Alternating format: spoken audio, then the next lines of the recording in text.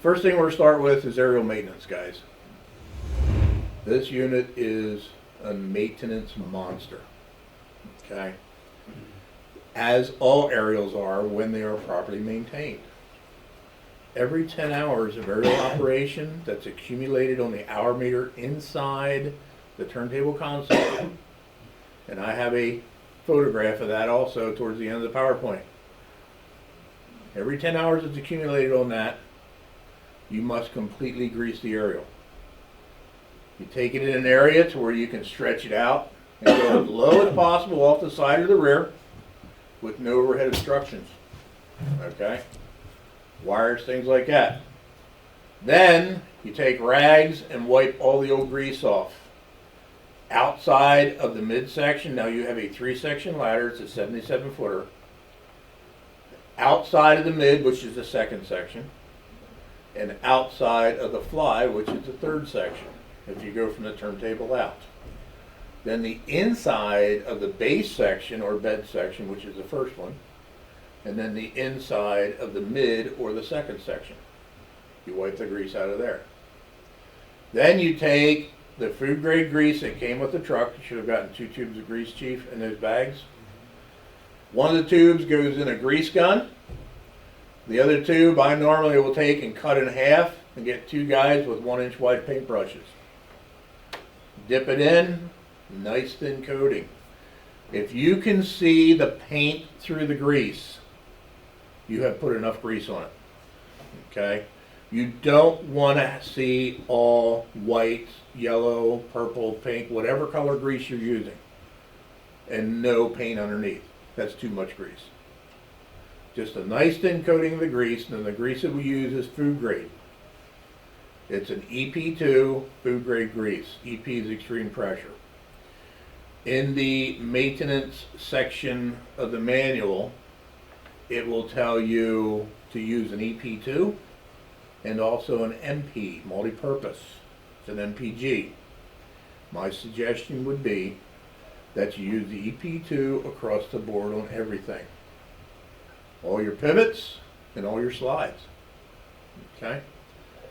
So, nice thin coating of grease inside and outside where you took the grease off. Then you take, before you retract it, stand the aerial straight up in the air. That's why you don't want overhead obstructions.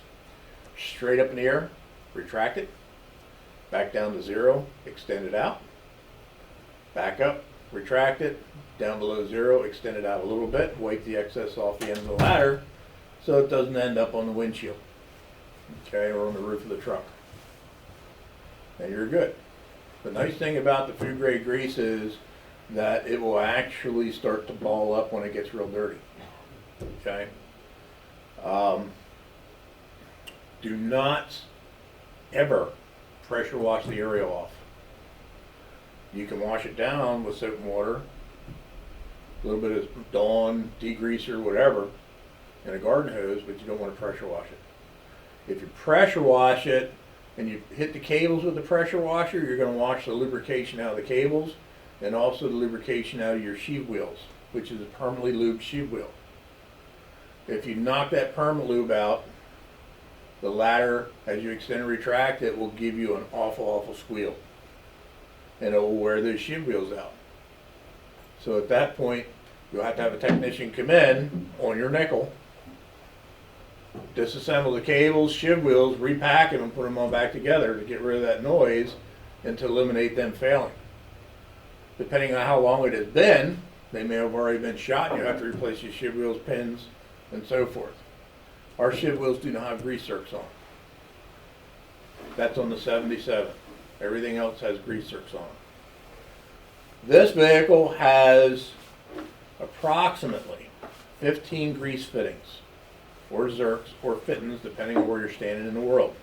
Okay? All of them, with the exception of 4, are on the turntable. You have top and bottom of your lift cylinders, 1 on each end. Right hand side of the turntable. Okay, why aren't you waking up? There we go.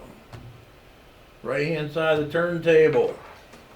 Right along this section, actually you can't see it over here, but it's right along this section here on the right side, you will see 3 black tubes with grease fittings. Each one of those tubes gets 1 shot of grease. The heel pin where the ladder's attached to the turntable, one on the left, one on the right. The chick sand water swivel, the waterway swivel in the turntable. There are 2 grease fittings on the front of that. You can spin that collar around 180 degrees, grease it, and spin it back around. The reason we have it facing front is so people don't step on the fittings or on that knuckle as they're getting up on the ladder. Okay. Then you have 1 grease fitting down inside the turntable beside the swing drive. When you give that 1 shot of grease, it shoots grease out on the external teeth of the rotation bearing. If you get too much grease on the rotation bearing and it starts to pick up road dust, dirt, stones, chips like that, you're going to have to clean the bearing off. If not, all it's going to do is start polishing and grinding, and it will eventually increase the backlash on your bearing for the pinion to the bull gear. Okay. Then, on the end of the waterway slip tube assembly, the base pipe and the mid pipe, where the pipe slides in and out, there are head glands. There's a grease fitting on each one of those glands. Those grease fittings get 3 shots of grease every 10 hours, and also every time you flow the pipe. Say the truck's in service today, you go out on a structure, you go defensive surround and drown operation, and you charge a waterway. When you're done with that operation, of course you would drain the pipe, as you normally would, and you need to grease it with the food grade grease. 3 shots each. The purpose of that, number 1, is this waterway has a 10-year warranty, gentlemen. And if you don't keep it properly lubricated, the polypack seals and the cap seals and the glands will wear hard and they start leaking. And this is not aluminum pipe. It is a steel pipe that is chrome plated on the exterior portion, and it's zinc coated on the inside. But it is a steel pipe, not aluminum. Then every 6 months, you need to wipe the pipe down. Here in the northern part of the United States, you wipe it down with ATF, Dextron. Nice thin coating on the outside of the pipe every 6 months, more frequently as necessary. You'll know when it's necessary. It'll start making noises. You get harmonics through the ladder. It'll start to chatter a little bit. Or every now and again you'll get a squeak. Okay? So you just wipe that down. When you're wiping it down, you inspect it for any nicks, damage, chrome plating coming off, black streaks, different things like that. Okay? Annually, when they do the annual service on the truck, it'll be pressure tested. Make sure there's no gland leaks or things like that when the annual required NFPA annual test is done, not the NDT. The NDT is required to be done every 5 years, not a structural test. Then you have 2 on the water monitor, 2 grease fittings. One for the up and down, one for the left and right rotation. Each one of those gets 1 shot of grease. And that's it. It is not really recommended that you use a pneumatic or a battery operated grease gun. You should use a handgun pump, but that's your discretion. What I find with the battery operated guns, they actually generate that much pressure that they can blow spherical bearings apart and seals, or you don't know if it's accurately taking grease. You just get grease ooze out around the fitting. And if you have a grease fitting that does not take lubricant, you need to mark it up and get a service technician to look at it. Oftentimes is where you have grease that's in there, it gets hard in behind the fitting because it wasn't greased properly or somebody missed it on occasions, or you did not clean the fitting off before you put the grease gun on, you pushed dirt in it. And that's always a challenge. Okay? But that's the lubrication of the ladder.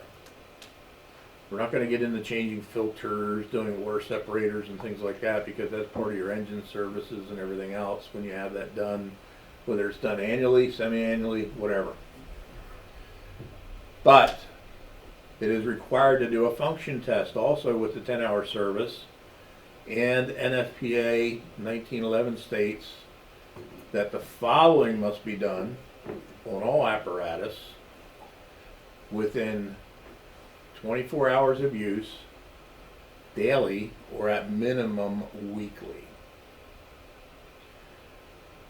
Lights, turn signals, warning lights, safety systems, gauges, glass, wipers, body condition, mirrors, seat belts, checking the seat belts for any cuts, bruises, frays, holes, punctures. They also state that if a seat belt is not functioning correctly, or it has a tear or a hole punched in it, and it's any seat in the cab, that particular seat is taken out of service until it's repaired, with the exception of the driver's seat. The driver's seat is taken out of service along with the whole unit if it is affected by one of those conditions. Unfortunately, the downside is the officer and driver seat belts are usually the ones that take a beating, because they drop the type 2 belt as they're exiting the cab, close the cab door, and a nadir pin catches it. Well, I notice on your truck there's an experimental, I call it experimental because it's the second truck I've seen it on, where the belt actually will go up through an extended loop on the top instead of just hanging low. So maybe that'll help with the retraction, I don't know. But your seat belts also need some maintenance. Everybody in here has probably bought a new car at one time or another. 6 months into a year, you're tugging on the belt to try and get it to go back in when you take the belt off. What happens is you get lint, fuzzies off your clothes or gear. Then, of course, hair and everything else that gets stuck down in that retractor. And eventually it starts to create friction, and the retractor itself doesn't have a lot of lubricant on it, so therefore it's not pulling it back. It's a good idea on occasion to pull your belts completely out and use an airline and blow that dust off of there if you can. And if it's really a pain, so to speak, at that point, take the retractor apart and use a little bit of 3-in-1 machine oil or whatever, a couple of drops on the retractor. Keep it away from the webbing, because if you oil down the webbing, you got to replace it. Okay, just clean everything up there. Tires, what you're looking for on your tires is any unusual bulges, cuts in the sidewall, cracked wheels, rust bleed out around the lug nuts. Now you all have that the big hubcap on there, what I call a hubcap, with the nut covers and stuff. You have oil hubs underneath there you still need to be looking at on a weekly basis to check your oil level and check for leaks.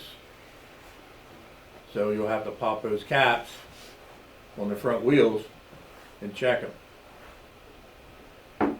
Also, tread depth.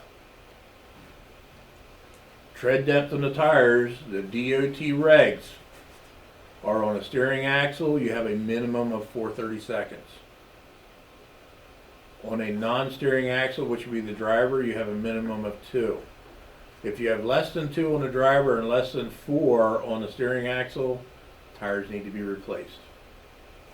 Okay. Air pressure. That's usually a daily thing where you do a visual on the tire to make sure it looks like it's not carrying so much of a load. However, these vehicles have LED valve stems. And I'm going to write something down here.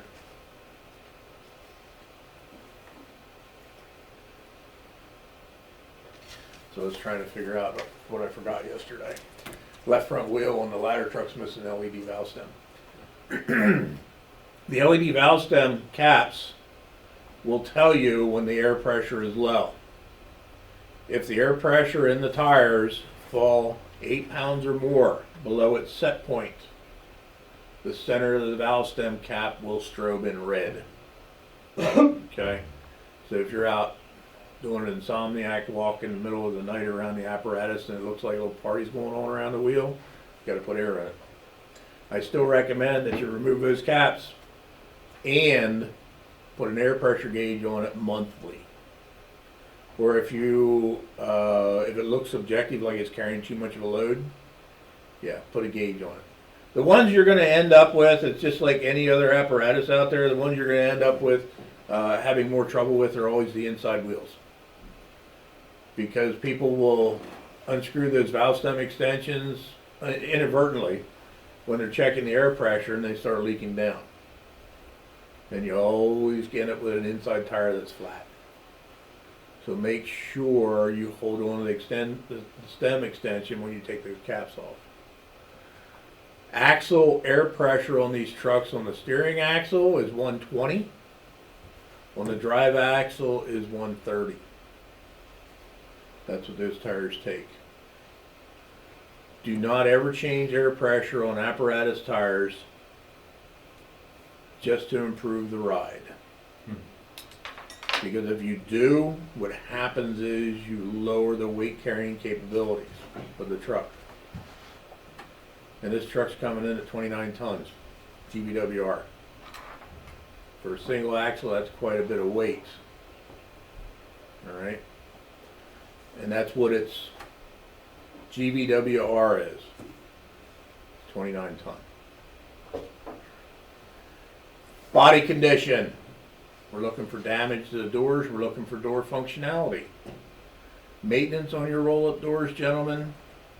You want to monthly, if not more frequently, open the doors, spray the tracks down with a silicone spray, and wipe them out. Do not put grease in those tracks. If you put lubriplate or grease in those tracks, those doors will seize up on you. Okay, a dry silicone. Do not use graphite on it either.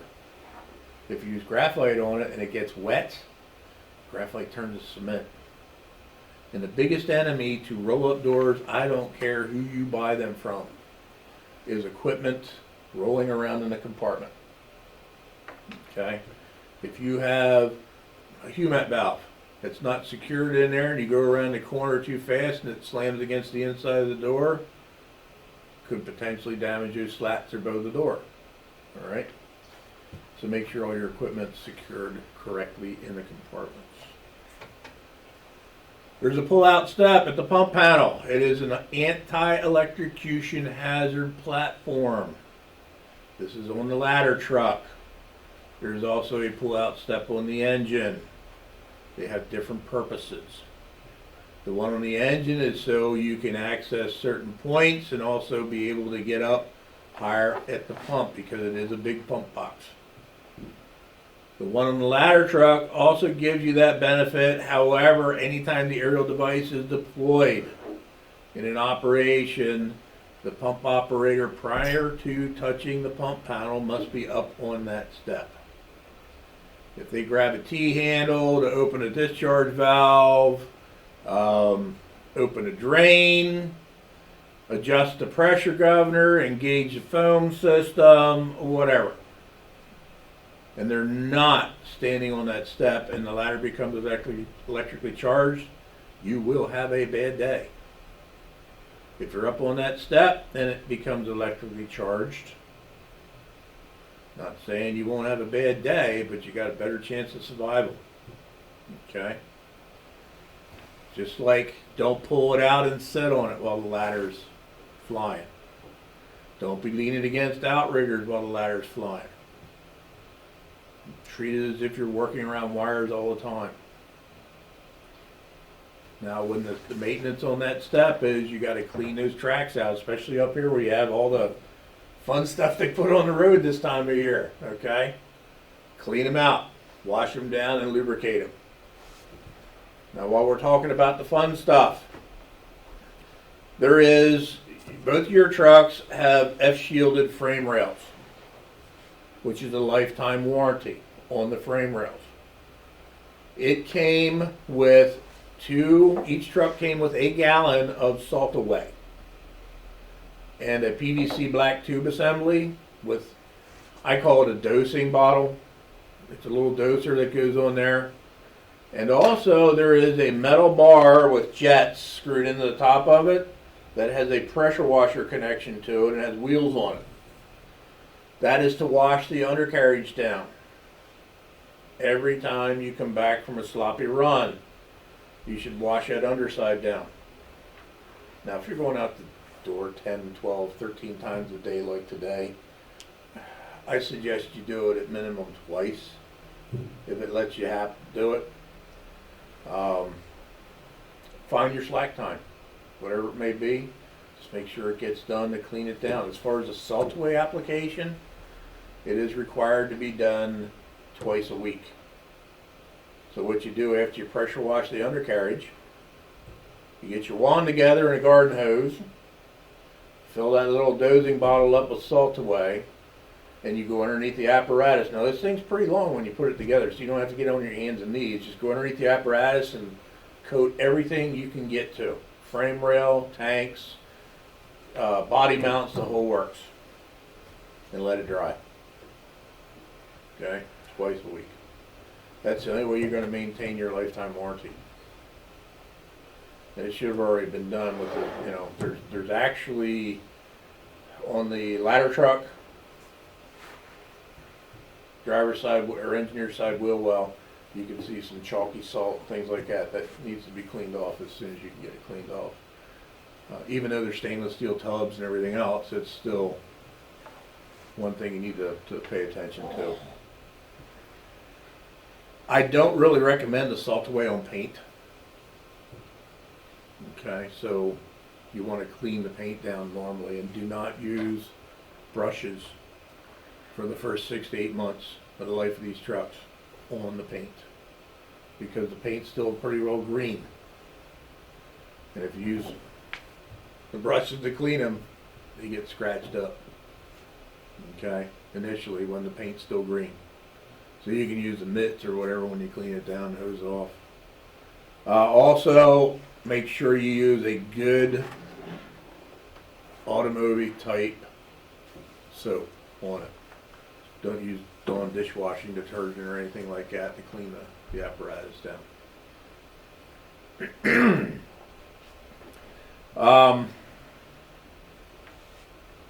We'll talk about that later on.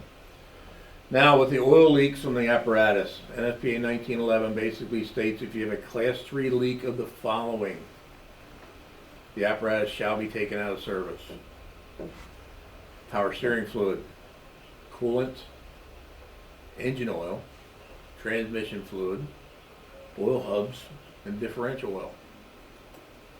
Class 3 leak is defined by a droplet falling from the object being inspected. So if you got diapers underneath your rigs out here because they're dripping, you have a class 3 leak. Where it should not come out is what they're talking about. All diesel engines slobber and spit. That's all there is to it. If it comes out of the crankcase vent, you're okay. But if it's leaking out of the oil pan, crank seal, timing chain cover, whatever, valve covers, you have a class 3 leak. It needs to be written up and repaired. You just promote it upwards, the decision will be made. However, the reason it is important for engine oil is when we put these big engines, these Cummins engines in fire apparatus, any engine in fire apparatus, the electronic self-preservation safeties like the overheat shutdown, the low oil pressure shutdown, and everything else is turned off. Because it's very difficult to explain to a customer why somebody's expired because your truck got too hot. So they're sacrificial lambs, okay? And they will run till they grenade. So it's your job to make sure the fluid levels are correct. Now you can check all fluid levels without tilting the cab. All right? Through the driver's wheel well, or the driver's wheel well, you can actually see the surge tank for the coolant. Then in the back of the engine cover, you have an access panel that you can actually check your power steering fluid. You can check your engine oil. And then through the keypad on the dash for your transmission, you can check your transmission fluid. And you'll learn how to do that today. That technology, gentlemen, has been around since the 90s, where you can check your transmission fluid through the keypad. All right. Difference is between that technology and what we're currently using is we have a system called prognostics that's been around since 2006. to where it'll tell you when you need to change your oil, when you need to change the filters, when you need to, there's transmission health issues, or you log the diagnostics trouble code. It will tell you that. And you'll learn how to access that information today. Okay? And also, when you're checking the fluid level, if you can read and understand English, you can check it because it spells everything out in plain English. It's no longer the individual letters and the hieroglyphics and things like that, like the older trucks. So we will cover that also today. Now with weekly checks, gentlemen, you must do 2 complete functions of everything on the aerial at minimum. Outriggers in and out, up and down. Stand the ladder up, 360 left, 360 right twice. In and out twice. Ladder up and down twice. Change your monitor position, ladder in and out again. The reason I say about the monitor, this vehicle has, and we'll talk about this a lot later, it has a rescue mode, water tower mode, that you can secure the monitor in multiple positions on the aerial. Whether you put it out on the tip or you're back on the mid. Most Quint customers will carry it in the rescue mode. This is why you exercise it weekly, in and out. Then you want to check all your utility lights, overrides, communication systems, your FLIR camera, anything on the turntable for functions. Make sure it works. Then weekly also, you want to walk down the ladder at minimum, checking for cut, damage, or missing rung covers and clips. Any sticks, twigs, logs, whatever that are hanging between the aerial. Leaves, dirt, debris, damaged rungs, damaged diagonals, handrails, things that could potentially put you out of service. You do a visual inspection. Check hoses and make sure they aren't leaking. Okay? Look for potential problems. If you have rust bleed out of an area that looks like it's a crack, before you call and get our Imagineers all wound up, take a screwdriver or a knife and just try and push into that crack area to see if it sinks. If it sinks down into that crack area, more than likely it's caulking, because we use a lot of caulking on aerials. As aerial manufacturers, we always caulk things, because if you had to weld them up, it'd be a washboard all over the place. Okay? So make sure it's not caulking. If it's not caulking, then of course, pick up the phone, give us a holler. We're going to want to see pictures, things like that. Cable maintenance. Check your cables as you're walking down through. Making sure there's no frays, cuts, things like that. If you find one strand, I should say one wire in a strand in a lay, sticking up, truck's out of service, replace cables in pairs. Okay? The wire is individual wires in a strand. So you may have 50 to 100 wires in that one little strand. A lay is from point A to point B, where it makes one complete revolution around the cable. That is a lay. Okay? So anywhere in a section like that, you have one broken wire in a strand, because there are multi-strand cables out of service, need to be replaced in pairs. And there's very few things that I tell you need to buy from the manufacturer. However, cables is one of them that you buy from the manufacturer, because they are stretched in accordance with manufacturer's recommendations. We have had covered in a previous manufacturer I worked for, we had customers buy cables from elevator companies, and they lasted about 3 weeks, and they broke because they were not right. So please do that. There's a few things I want you to get from the manufacturer if you're going to start doing things yourself.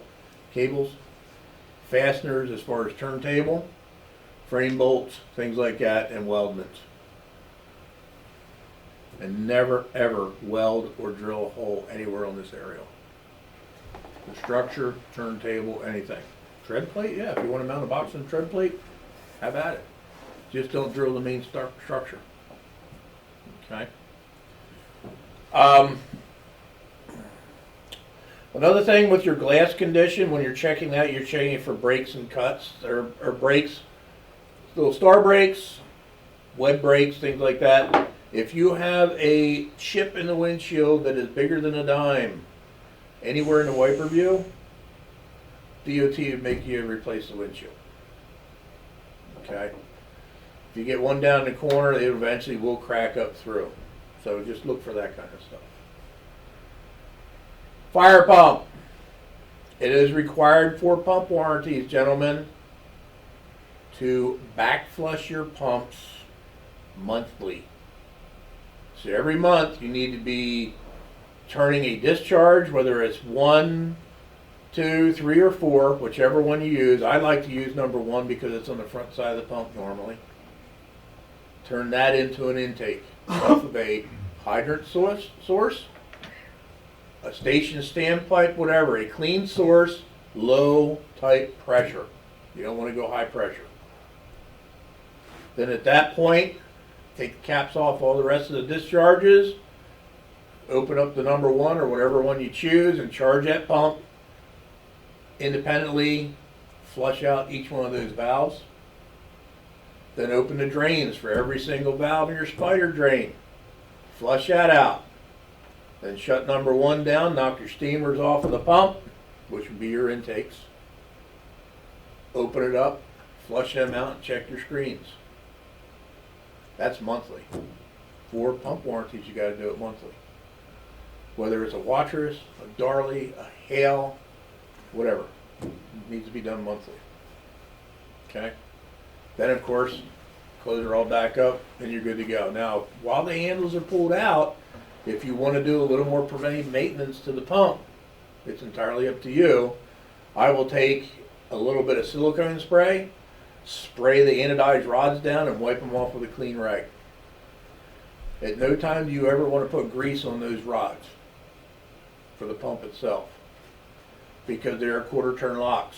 And if you grease them and you got a gated discharge down, that lock's not going to hold it. And please do not ever lock all the handles in the pump panel and drive around like that. Some people do that. They go up to a pump panel and quarter-turn lock everything and leave the truck sit like that and drive around. Well, as you drive around, that pump panel goes in and out, in and out, in and out, and it does wear those locks. And someday you may have to lock that thing closed because you got a bad valve and you don't have time to get it maintained. It's going to keep blowing that handle out. Okay? However, when I do pump training, I tell operators, after you get your operation up and going, then go ahead and lock every single handle. The reason for that is, that way you have to physically look at the handle you're about to open. During a extended operation, and there is minimal chance that you're going to inflate a hose bed with a pre-connect or a cross lay or a trash line by grabbing the wrong handle. You have to physically unlock, open it, and relock it. That is the purpose. It's all about safety. And of course, the tank needs to be flushed too. And I talked to Harrison, engine 1. I talked to Michigan about that. So what they need to do when they do the engine. Yeah, we're on 16 Mile Road. We just passed a disabled vehicle. We did not stop. Didn't look like it was an accident. Just a vehicle off the side of the road. It's going to be 16 and North Point area. If you could send a deputy to check that out. Okay, now Okay, you know how. new NFP requirements, guys, and you're going to love this. He's on 16, All North right. Point. When your parking brake is set, your Black sedan. mechanical siren, Awesome, thank you. as known as a Q2B, is disabled. All right. So if you have the Bigfoot-itis like I do, and you jump up on the officer's side, you slide your foot against that foot switch for the siren, and the parking brake set, it won't wind the siren up. Okay. On the engine or the truck. That's actually an NFP requirement. Ours are also set up that they will not energize unless the emergency master's on. So in order to use your Q, and that's what it's called, a Q2B, in order to use your Q, you have to have the emergency master on and the brake released for it to work, be in what they call the response mode or responding mode. When it goes into the blocking mode, the siren's disabled and all white warning lights are disabled. Okay, so when you're doing your daily light check for emergency lights, out here in the apparatus bay, and you turn on the master, and the white lights up on the light bar, if you have them, aren't functioning, don't write it up that those lights don't work. Chalk your wheels, release the brake and check them, or have somebody sit in the cab with their foot on the brake, release the brake while you do your walk around, because you still got to check your brake lights and things like that. Also, gentlemen, I don't know whether you're aware of this or not, for checking brake lights, but every now and again you need to follow the vehicle going down the road, let the driver of each vehicle activate the engine brake. When they activate the engine brake, the brake lights on the back of the apparatus shall come on. That's a DOT requirement. Okay? So if you don't have brake lights on, an auxiliary braking system is activated, whether it's an engine brake, a Jake brake, a Telmer retarder, or an Allison retarder, and the brake lights don't come on in the back end of the truck, needs to be looked at, because all of them have to do that. Otherwise, people don't have a clue you're slowing down. All right, without using your foot on the brake. Scott, when you're talking about the white warning lights, is that both the foot brake and the parking brake? Just the parking brake. Just the parking brake. Correct. Just the parking brake, because your treadle valve or your foot brake, of course, is part of the response mode, Okay, and it will not affect that. okay. Thank you. Yes, sir. Air horns are not affected, guys, by anything. They'll work all the time. Whether you use the air horn buttons in the cab, I believe there's one on the officer's side, and the driver, I believe, would activate from the horn ring. I'm not 100% sure, but I believe so. And then, of course, the air horn button on the pump panel, okay, for evacuation. They will work regardless. Whether the warning master's on or off, whatever, doesn't matter. Okay. Any questions so far, guys? Yes, sir. Is there anything that indicates the 10 hours of aerial uses happened, or is it just us having to watch the meter? Pay attention to the meter. The Zerk fittings, does it indicate which ones take one squirt or three, or? No, Okay. just the ones on the waterway. There are only two of them. At the end of the ladder, right here where my cursor is, you'll actually see them. And some of them you can access from standing on the front bumper. I'm not going to guarantee it, but some of them you can. Okay? But no, they're the only ones that take 3 shots. Okay, and then the tire pressure, that's after the rig is loaded? Yeah, that's in service, hot or cold. That's the tire pressure. You do get some expansion and increase in internal pressures, but that's based on apparatus loading. You brought up the loading thing. I was going to kind of blow that one off, but before you put these trucks in service, it is required to get certified weights. Front axle weight, rear axle weight, total vehicle weight. For each seat in the cab to the front axle, you must add 250 pounds to it. You may only send it with one guy, but you got to add 250 for each seat, because that's your potential load. And if the GAWR, gross axle weight rating, is exceeded, you must remove equipment or relocate equipment to offset the weights. They're not worried about you taking a 29-ton across the 10-ton bridge. They're worried about them stopping. And every driver in here knows exactly what I'm talking about as far as stopping when you're running code and it not wanting to stop. And that's because they're overloaded. Also, NFPA requires all apparatus shall be weighed annually. You don't do it one time. It's annually, all apparatus needs to be weighed. And then wherever you keep your apparatus files, whether it's in the HJ's office, over here at the station, wherever, You need to put that certified ticket in that apparatus file for each one. Okay?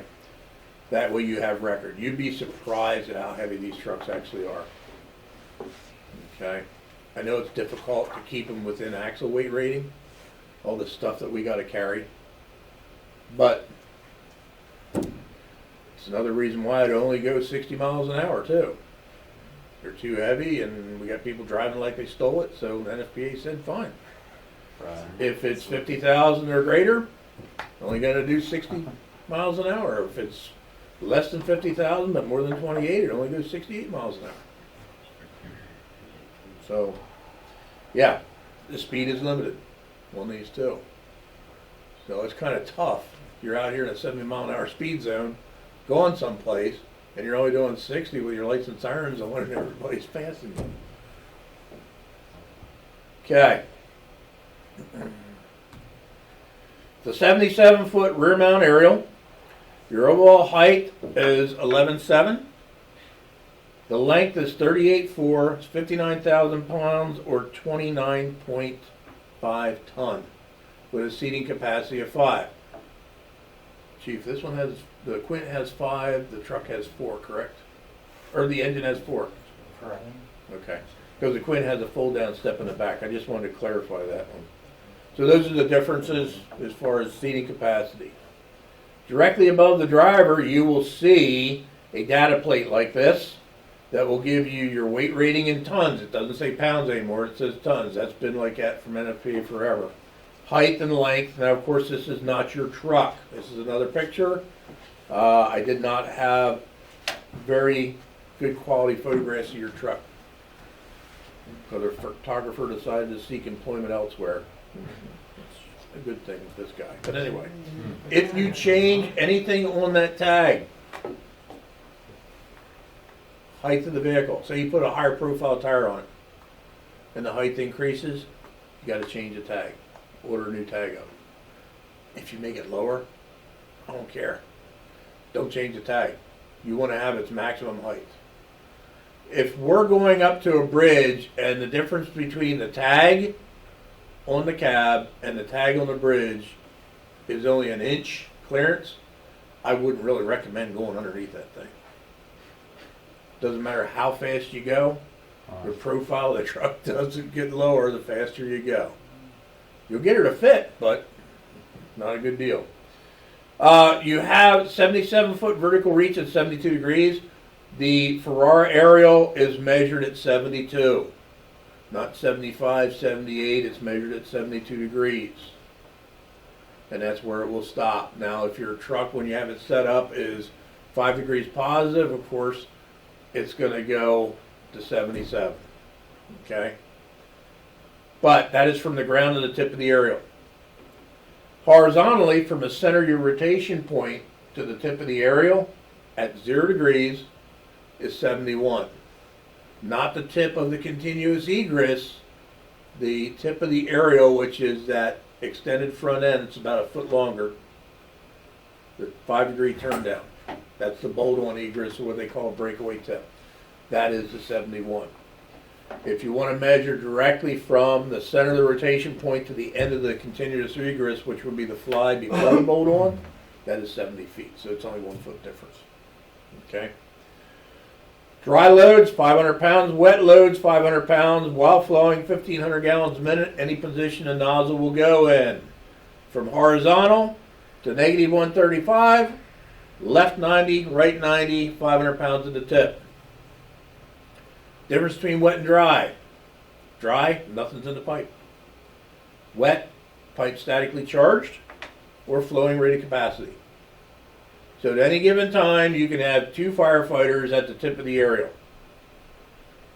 Don't get hung up on weight, guys. Some of us are overachievers. I see that smile behind your mask. I know. Some of us are underachievers. Okay, some are, over and under. There is an overload alarm on this aerial device that if you exceed the tip load of the aerial, an alarm will sound, and those 2 amber lights at the tip of the base section will activate the strobe, telling you you need to remove some of the weight on the aerial. It's not telling you, let me give you for instance. 2 firefighters here, victim in the Stokes basket. At 40 degrees. You got to leave the aerial in place because it's a point of egress. We're bringing the victim down to Stokes. Number 1, the loading on the aerial is cantilevered, unsupported. You never rested onto anything. No structure, no nothing. Okay? So they're coming down. The alarm sounds. What do? You go, "Oops, sorry, you can't ride." No. Keep coming. Nobody else gets on the ladder. That is a warning that you're getting into the no-go zone. And trust me, gentlemen, 3 people are not going to destroy the aerial. The overhead alarm is normally calibrated to trigger at roughly 777 pounds. Okay? Not saying you can put 777, the load chart's telling you 500 pounds or 2 firefighters. All right? At any given time. However, you can still do elevator rescue, things like that. Now, if you're trying to load a 1,500 pound person on the tip of that aerial, you're kidding yourself. The alarm will go off. 2 things you never, because in height, 2 things you never want to do with an aerial device. Push and pull. No power venting, punching windows out, okay? No trying to pull horses out of the marsh or the mud. You can use the lifting eyes at the end of the aerial as a high point anchor, a change of direction, raise and lower equipment if need be, but not personnel, unless you have an individual. I'll give you a scenario. We have a person in a boat in a Stokes, and it'll take us a little while to set up our haul system to get them drug up, and they need to get out of that boat now. And you can reach the boat with the ladder. So at that point, you can lower it down, and the 2 lifting eyes on there, you can put your primary on one, secondary on the other, raise them up, rotate them around, and put it in carry EMS. As long as you don't exceed your lift load on it, which is 500 pounds. One place you never want to do it, confined space. Trying to get somebody out of confined space with hydraulics, not a good idea. Use your tripod. Set that up and get them out that way. Okay? There's a lot of opportunities that a ladder like this will open up for you guys. Vertical ventilation. Okay? And you have your tower, and I'm sure you did ventilation work from that. You had to hang out of the side of the bucket or whatever to do it. This one here you can do right off top of the aerial. You get up in there, up on a roof area that you got to ventilate. You do your first vertical, top horizontal, bottom horizontal, last vertical as you're coming in. Take your pole and knock it in. All from right on the aerial. That way you don't have to get on the roof. You can safely get away from things blowing out of the roof and so forth at you. Okay, there's a lot of different things you can do. So just kind of go in it with an open mind. It'll tell you when you're not allowed to do it. And there's common sense there too, guys. If you're up there doing something, you think, man, I shouldn't be doing this. Hey, guess what? You're right. You shouldn't be doing it. It's just that simple. On the load chart, you have evenly distributed loads based on angles. And this load chart is found inside the turntable console. All right. I believe they were supposed to send another one or have another one made for inside where your FLIR is. I'm going to look at that again today. But I believe they put it inside the door. It's not supposed to be inside the door. It needs to be on the outside of the door. It's marked up.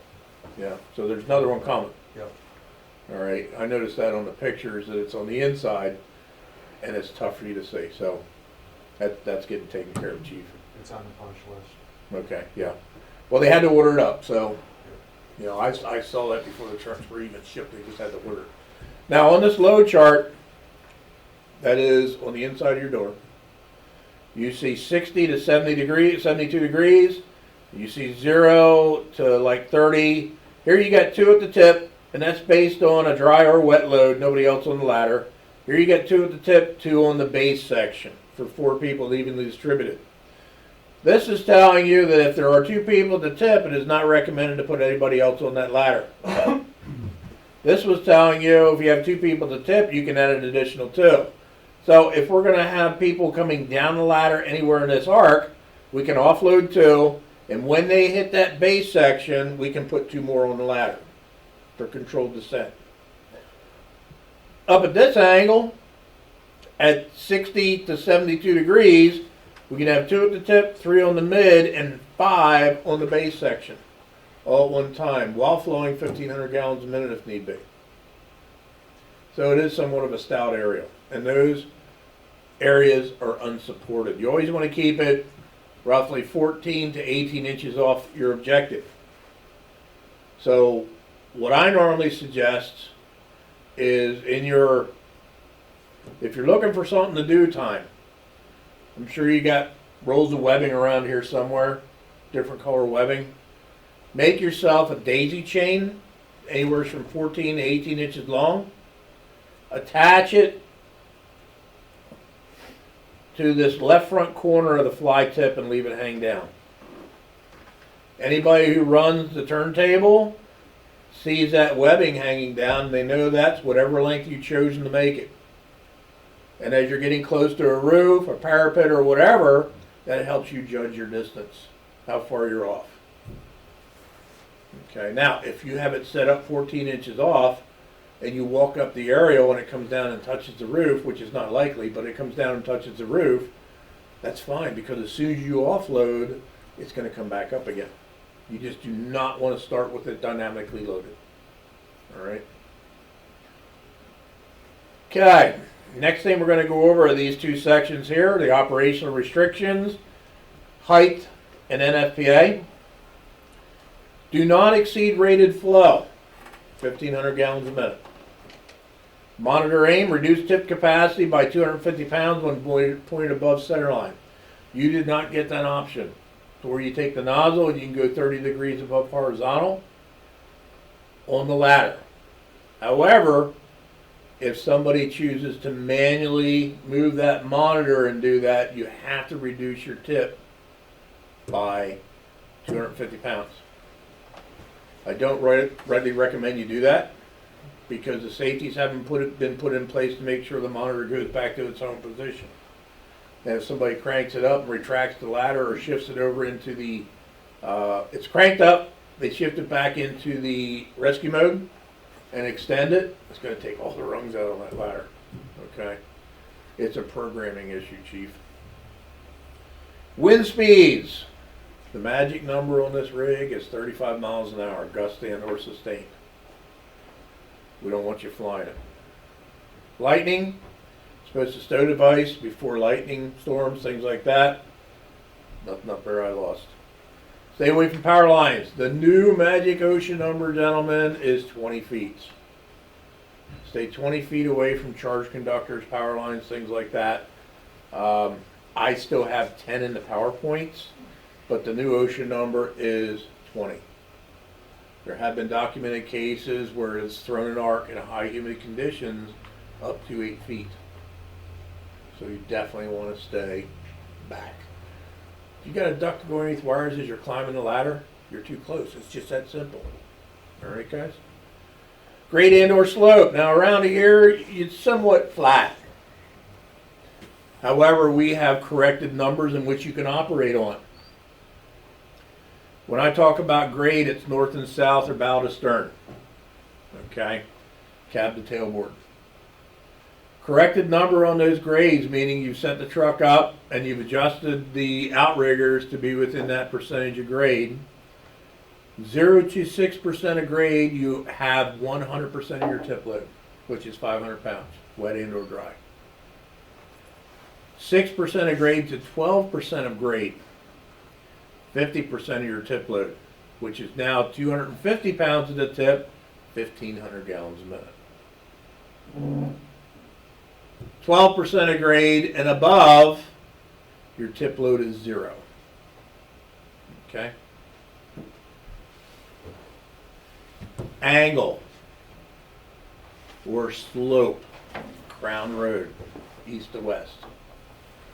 corrected numbers, 0 to 3.5 degrees.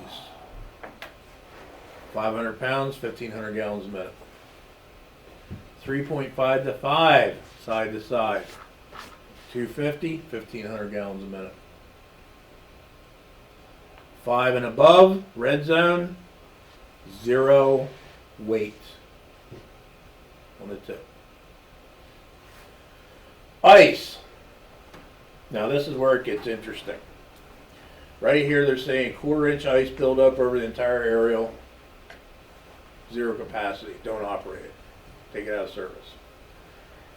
The staged end of it is 0 to 1/8 of an inch of ice over the entire aerial. You have 100% of your tip load. 1/8 of an inch to 1/4 inch, 50% of your tip load. Anything beyond 1/4 of an inch, the apparatus needs to be taken out of service, de-iced, and placed back into service.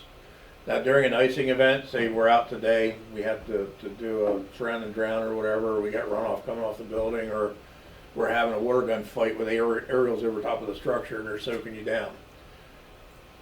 Every 15 to 20 minutes, on average, during that operation, I would like for you to extend and retract the aerial maybe 20, 30 feet. What that does is it breaks the excess ice off the August track and things like that. Now our waterway is significantly superior to a lot of other waterways out there, being a steel pipe and the seals that we use. You can extend, rotate, raise and lower, and also retract the aerial while you're flowing the pipe. Keyword, flowing the pipe. So if you've got water going out that nozzle on the end, you can retract it. No big deal. If you have the gate at the base of the monitor closed and you're using it as an elevated standpipe with your deuce and a half discharge up there, you do not retract it. Okay? It's just that simple.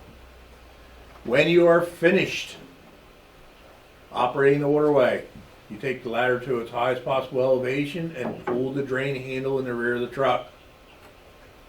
Question came up yesterday. You guys normally leave the drains open on your other truck, correct? Yes. Okay. I say don't leave this drain open in the wintertime. You drain it on fire grounds. If there's a chance that the roads are going to be iced up, drain on fire grounds, close it.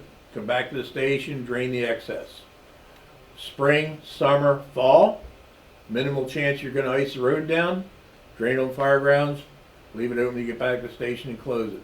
One of the reasons why I don't recommend you leave it open is because where that ball valve is located underneath the truck, you got a mitered pipe about that long hanging off the ball valve, okay?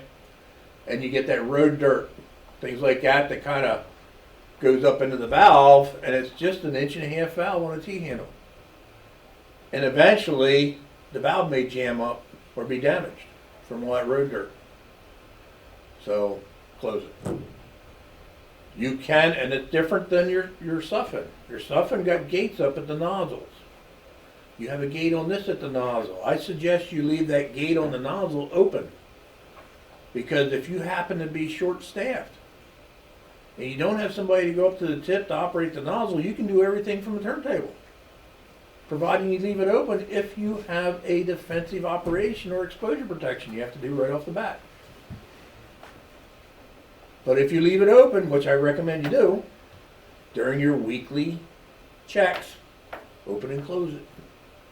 That way it doesn't stick open. Okay? Any questions on that portion of the chart? Well, when you said 35 miles an hour, and that's just to for climbing purposes, Personnel safety. personnel safety. Okay, so you can. Yeah, actually, it depends on elevation and things like that. And we use the OSHA requirement. OSHA is 35, okay?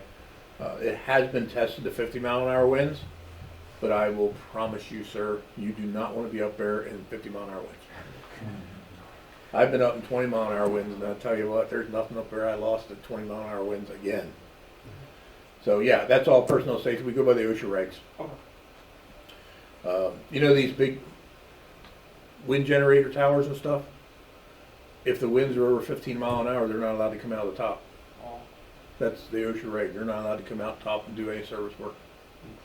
So, okay, then you have your height and reach, angle elevation, height and reach.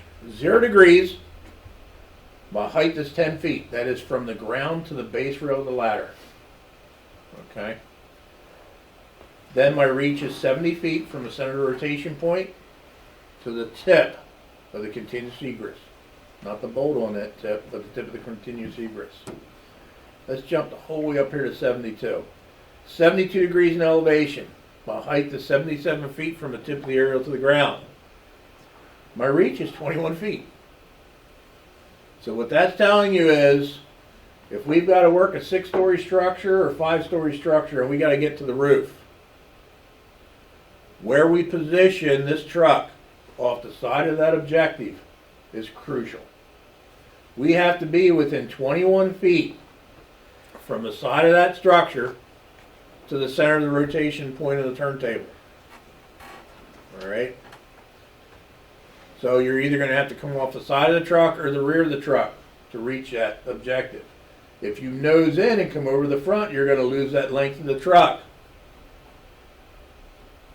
And you're going to be 21 feet there. You're going to have the windshield in that first floor apartment window. Okay? Which wouldn't be good. That tells you, as far as a quick reference, what you can do and where you're going to be. My suggestion to you, gentlemen, as I did the other 2 groups, once you get an opportunity to get out and drive this thing, get into some of your areas where you think you may use this. And set it up and see what you can do. Do a little bit of pre-painting ahead of time. I know with the snow and everything else, it's very difficult, but that's real world.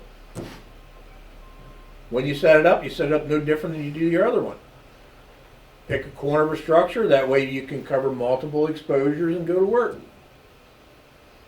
Now, of course, if your egress or access is right in the middle of a big garden-style apartment, you're going to have to put the turntable right on that point. And you reach what you can reach. Okay? Then you have horizontal, vertical, wet and dry, 500 pounds, 77 vertical, 70 horizontal, 1,500 gallons a minute, and wind speeds 35 mile an hour. Unless you go across the border, then you get it in kilograms and so forth. All right? We haven't gotten there yet. You have an L9 450, Cummins engine, Allison EVS 3000 transmission, 65 gallon fuel tank, 5 gallons of DEF. Now those of you that run the ambulance are familiar with the diesel exhaust fluid. Both of these trucks are your first trucks, fire engines, that have DEF. Consumption of DEF versus diesel fuel on both of these rigs is you're looking at roughly 5 gallons of DEF for every 300 to 350 gallons of diesel fuel. So when you fill it up, I normally suggest you wait till they get a half a tank and then fill the DEF tank. The reason I suggest a half is that way you do not have boxes of DEF sitting all over the place, because they're only 2.5 gallons. And where you have the boxes over there at the Jefferson station, they need to be moved. They're sitting there by that back window Here's an offer or the for back you. door, and when the sun comes in, 409 Cherry Lane. UV starts breaking that stuff down, 38,409 Cherry Lane. and it loses its life expectancy. No injury. So you don't want to have that stuff sitting in the sun, and you don't want to have open containers sitting all over the place either, because as soon as you crack the seal on it, you got about a 6-month life expectancy. Which shouldn't be a hard deal here, because if you don't use it all in the ladder truck, you can put the rest in the ambulance, because I'm sure there's always need for that, because that's constantly running. Okay? Another thing, gentlemen, is if you run out of DEF on this truck, it will not derate until you power cycle it, meaning you shut the truck off. All right? You go out of the station with a full tank of diesel and a half a tank of DEF, and you're on an extended job, you're gonna be looking for a fuel truck before you're gonna look for a DEF truck. Okay, so you don't have to carry it on the truck. And if it gets low, the alarm starts to sound, maybe have somebody swing by the station and get a box of it or whatever and bring it up. Okay, so it's not something that you have to carry on the vehicle. But if it runs out on fire grounds, just don't shut the truck off. However, you also have a diesel particulate filter, a DPF, which I believe is new for you guys. Because your ambulance is the Max Force or something with a diesel engine in it, and it doesn't have the DPF, I don't believe. This unit has to regenerate. Do you have to regen the ambulance? Okay, then so you do have it. Good enough. I stand corrected. If you do not regen this correctly, it will derate. And we will go through the regen process, either driving it or stationary. It's not something you're going to have to lose sleep over. Guys, it is simple. Very simple. Our systems for regeneration are passive. If it calls for regen, and the light comes on in the cab, and your engine temperature is up to 180 degrees Fahrenheit, and the pump is running, it will go into regen. You're driving down the road at least 5 miles an hour to go regen. That's all it needs to see, 5 miles an hour. Unlike some other manufacturers that had some issues with regeneration operating the pumps where it would surge back and forth, we don't change any of the program on the engines, and it seems to work out very well. Because if, think about it, when you're out testing your pump in the morning, engage your pump, go back to the pump panel, and it's just sitting there idling. What kind of miles per hour are you getting? About 10, 15, right? All we need to do is see 5 miles an hour. That's it. So you technically could engage a fire pump and it go into regen, sitting there checking it. That's why we have an inhibit switch. Because some cases you don't want it going into regen while you're pumping. Tank farm, close quarters, where there's an objective, there's something that is within 5 feet, 4 to 5 feet of the exhaust pipe. You don't want that dragon coming awake, okay? Because when it regens, your exhaust temperatures go between 845 degrees and 1100 degrees. And say we're 2 foot off of a car tire, we're going to be buying somebody a set of tires if it doesn't set the whole car on fire. So at that point you can bypass or inhibit the regen, and we'll talk about that a little more in depth. Or you can do a regen stationary. We'll talk about that too. So it is very, very simple. You have a 2,000 gallon a minute Hale Q-Max, 480 gallons of water, 20 gallons of Class A foam, and 85 foot of ground ladders total. And that's based on your spec. Now, if you added a ground ladder afterwards or whatever that I didn't get, I don't know. I apologize. Hey Scott, I got a question for you. Sure. So on the regen, just because of colder climate and everything, one of our plans were to get them on the road once a week and just run them on the expressway and get them hot, instead of just doing a forced regen or passive regen. What do you think about that? Well, my professional opinion is really not necessary, but it doesn't hurt any piece of apparatus to take them out and run them on the highway. Because the only reason I say that is, I had run Cummins diesels in another fire apparatus, and we had a lot of problems with them, and we weren't getting them hot enough. It was just short bursts, and we were doing the forced regen. And what I was told by mechanics is that the forced regen isn't really as good as just getting them on the expressway and getting them hot at least once a week. Well, the forced regen will do a complete regen when the light comes on the dash. That's the only way it's going to do it, when the light comes on. So when the light comes on, you do your forced regen and do not interrupt it.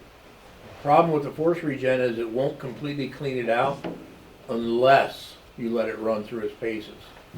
Now, I will never object to running a truck up and down the highway and let it stretch its legs, especially if most of your response areas are 35 miles an hour, things like that. You can't really, excuse the term, drive it like you stole it, Right. okay? And it's a flatland type scenario, where like the city of Yonkers is all, they buy all our trucks, and I know Chief Ford very well. They come out of their station, they go up 15% grade right off the bat. So it's under a load, it's lugging, it's working super hard, so they had minimal issues with regeneration. So, in a short, that's fine. Yeah, we were just preventative, Yeah. you know, just trying to be proactive. And that's good. You know, a lot of agencies will also require that you flip the fast idle on. When you're not actually running or whatever, just turn the in-cab fast idle on. But gentlemen, please, please, please, please, do not regenerate it in your hook to the Plimo vent. Right. All right, even though they say that that'll take 2,000 degrees, I wouldn't want to find out. Officer step area. This is where your washer fluid is. You open up that door, that's where you put the blue stuff. Or pink or purple, whatever color you use. Also, you have your slide tray here for the laptop, and then you have your air horn button right on the dash to the left of the officer.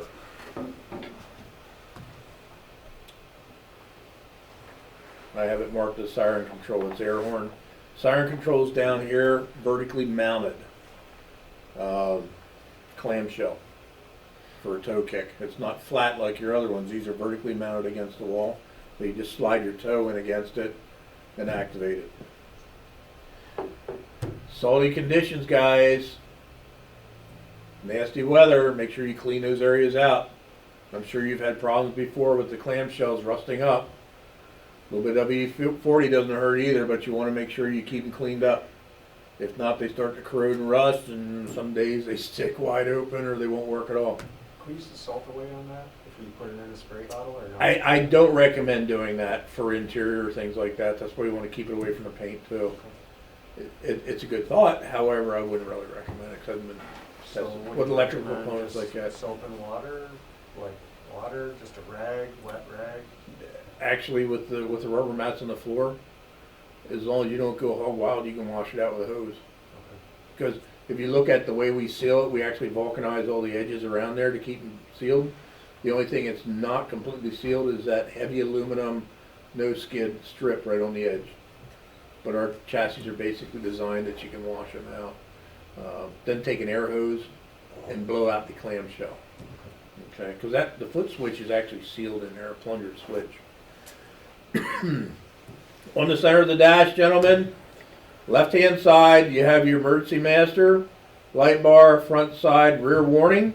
These 4 blue rocker switches can stay up. Then you can turn them on and off here. The lower zone, towards the driver, is aerial master, PTO, high idle switch, brow lights, and then rear scene light. Rear scene lights can be turned on and off with the rocker. They also come on with the backup lights. When you put it in reverse, the rear scene lights come on. Proper engagement of the aerial would be PTO first, then aerial master. Disengagement, aerial master, then PTO. One requirement, your engine RPMs need to be below 900 to engage the PTO. If they are not below 900, they will not engage. Okay?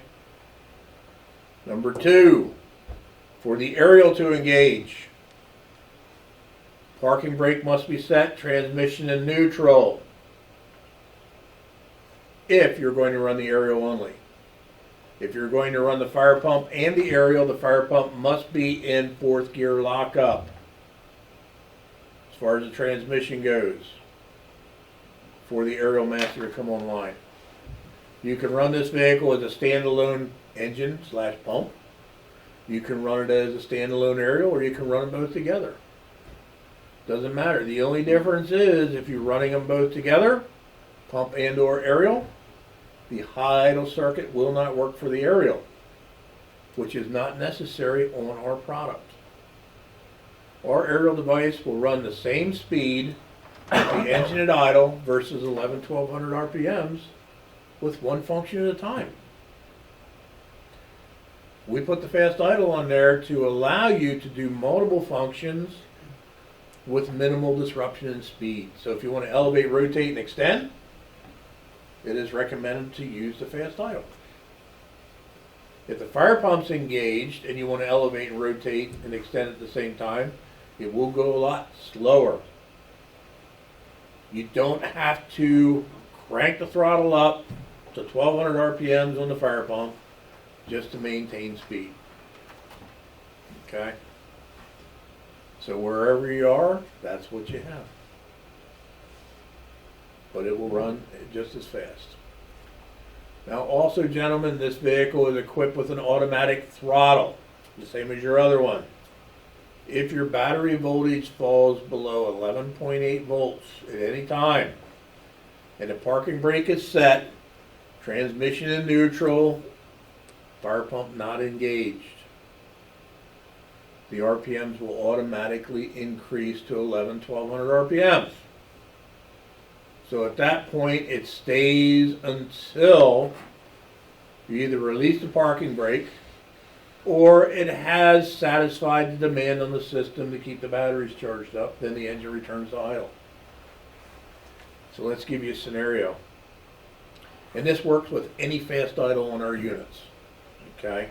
So if somebody flipped the fast idle on in the back by mistake, this will work. Somebody turned the fast idle switch in the cab on, this will work.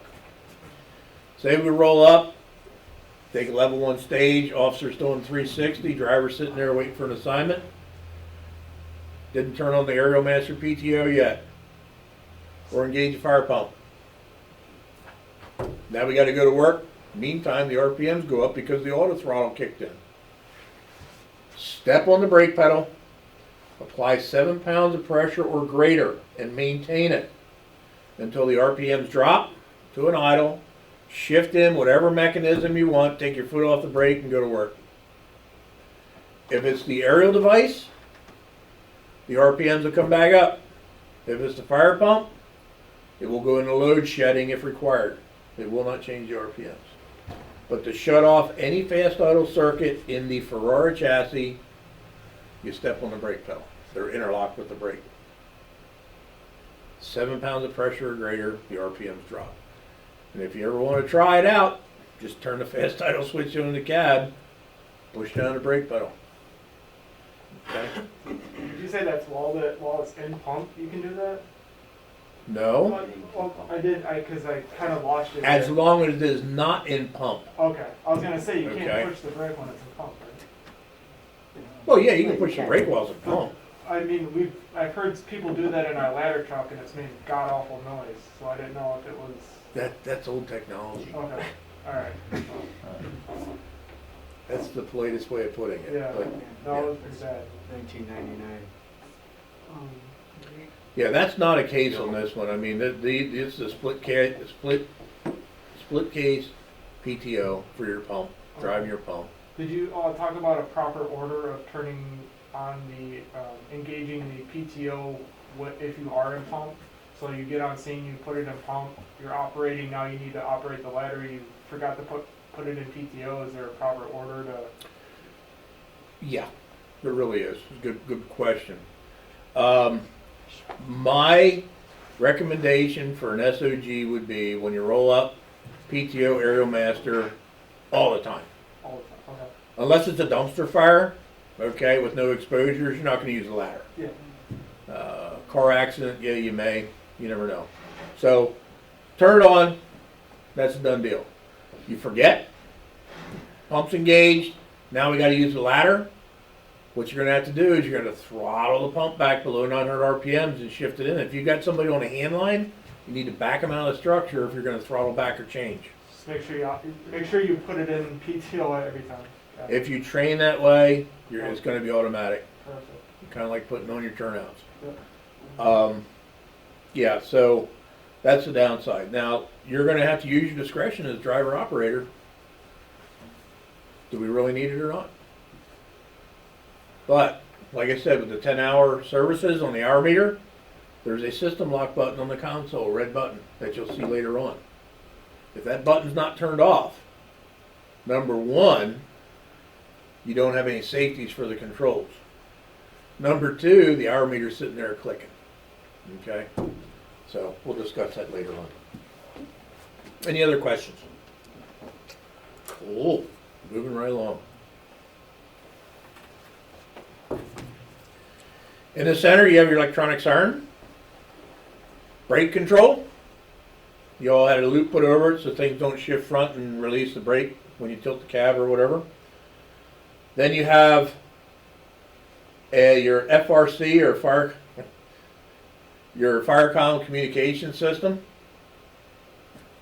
for the headsets. On your brake assembly for your maxis, anytime you engage that, it will put the transmission TCM into neutral.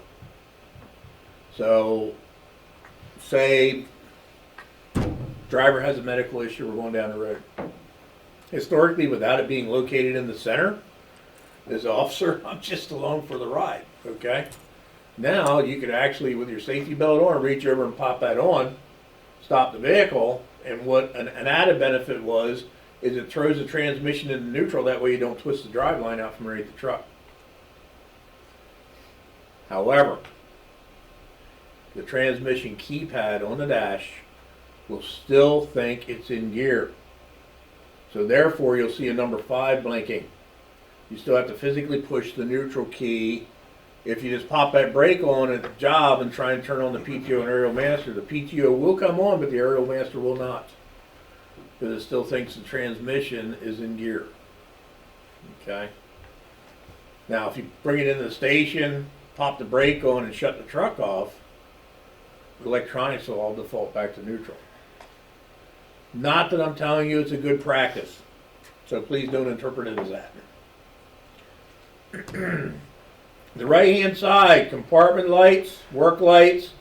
This picture was taken before they added the left and right scene light switches here. These are now left and right scene lights, and your Q2B brake or the siren brake. Then you have USB power port, which is a 2.0 and 1.0 power only. Okay, it's not data, it's power. Charging USB technology, cell phones, GPS systems. Heck, they're even coming out with USB technology on ticks. So, Are those all turned on by the PTO? The left and right scene lights and the other 2 switches you were talking about? no, they are LED technology. Okay, so the PTO doesn't have to be on. No, Okay. PTO doesn't. You have no line voltage systems on this truck. Okay.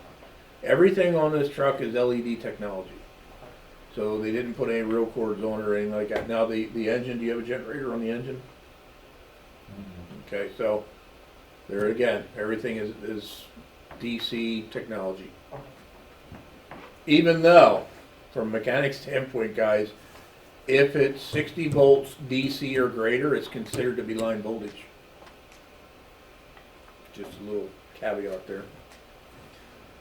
In the overhead above the driver, and I apologize for this picture, your traffic advisor is located over here, which is basically the arrow stick. All right, for the arrow stick or traffic control device in the back of the rig, the amber lights. But you have your AM, FM, weather band radio. Normally I write this up as a weather band radio with AM, FM technology. This also has Bluetooth capabilities. So you can play your training Montage. phones, with an iPad from your phone or whatever. But please keep in mind that when you key up your radio to talk back to Fireboard, if for some reason the volume's turned up a little bit louder than it should be in there, there's a possibility they're going to record it because it doesn't shut it down when you key it. I don't believe, and I was looking in the spec to try and find it, if you had it interlocked out with the emergency master. A lot of agencies don't do that because they use it primarily for weather band alerts. So keep that in mind. In the center here you have HVAC disable switch, which primarily, guys, when you tilt the cab on these trucks, make sure that switch is off. That kills the air conditioning, the heat, everything. You never want to tilt one of our cabs with the air conditioning running. Now to tilt our cabs, you will have to have the battery on, the ignition off. It will not tilt with the ignition on. So the battery on, ignition off, you tilt the cab, then you got to open up the driver's door, start it, and check your transmission if you need to do a manual check on the transmission. Or you want to check anything else. Then you have the seatbelt monitor and VDR. This is the truck, it's got 5 seats, driver, officer, rear facing driver, rear facing officer, flip down, officer side. That data recorder and seat monitor records 48 hours of battery on time. And at time and date stamps, gentlemen. So when you turn the battery on in the rig today, wakes up, dates it, and what time it is. Then it will measure the following: RPMs of the engine, throttle position, increase, decrease throttle percentage, wheel speed, how fast the vehicle's going wheel speed wise, parking brake engaged, yes or no, warning master on, yes or no, anti-lock brake system event, and the duration, each individual seat, and it will say occupied, belted, occupied, not belted, and it will say violation, or it'll say belted, not occupied, meaning the belt is hooked behind you on the seat, violation. Second by second for 48 hours. So if we only run the truck today for an hour, it only collects an hour data. We shut it off, it goes back to sleep until we start it up again. After 48 hours of second by second data, it will purge the oldest hour and bring a fresh one in. One of those flash drives, Chief, is the software to get to that. You'll need a laptop that has a little bit of horsepower, not much, but something with some memory. And there's a password on that software to get into it. If you open up the access panel in the center, on the officer side, you'll see about a 15-foot USB cable. You plug it into your laptop, follow the directions. When you open up the software, you can download it. Downloadable in Excel or comma separated, whatever you want. Then you can put it on your computer, go in your office and pull it up, see what the truck's been doing. Guys, it records everything except for voices and images, which is usually a good thing in a fire truck.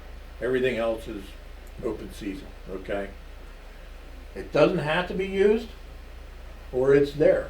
It will make your chief's life a little bit easier when somebody calls and says, hey, your people are out cowboying around that brand new truck and they're driving 50 mile an hour through a 10 mile an hour speed zone. I've met fire chiefs that come unglued and start hollering at people without having the answers. Now all you gotta do is download it and see, yep, are they lying or whatever. Then you find out whether the driver needs more training or what. So it's put there. And it also, gentlemen, is admissible in court. It could be subpoenaed. Now to protect you, on the other hand, you could only be going, maybe warning lights on, 20 mile an hour. Somebody pulls out in front of you, you tag him. I was only doing 20. Right there will prove it. Okay? Every vehicle that has been built, every emergency vehicle that's been built since 2008 has this technology.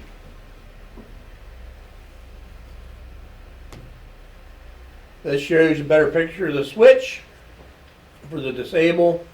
Then you have the compartment open warning. There's a compartment open warning which covers the cab doors, body doors, fold down step in the rear to the aerial, the rear ladder bay door. Then there's one for aerial outrigger. Tells you that your aerial's out of the cradle. Outrigger's deployed. The alarm and light will flash when you release the brake in one of those conditions that exist.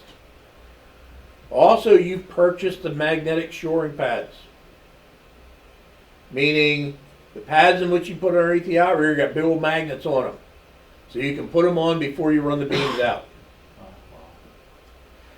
Problem with that is people have a tendency to forget to put them away, and it'd be very difficult to explain why a pad went through the windshield of a car.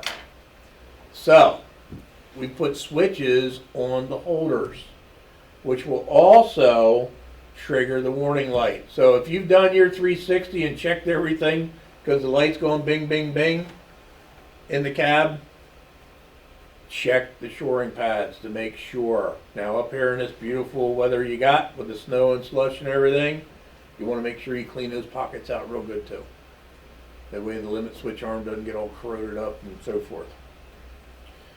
Another thing they've installed is the FRC 360 view monitor with a camera.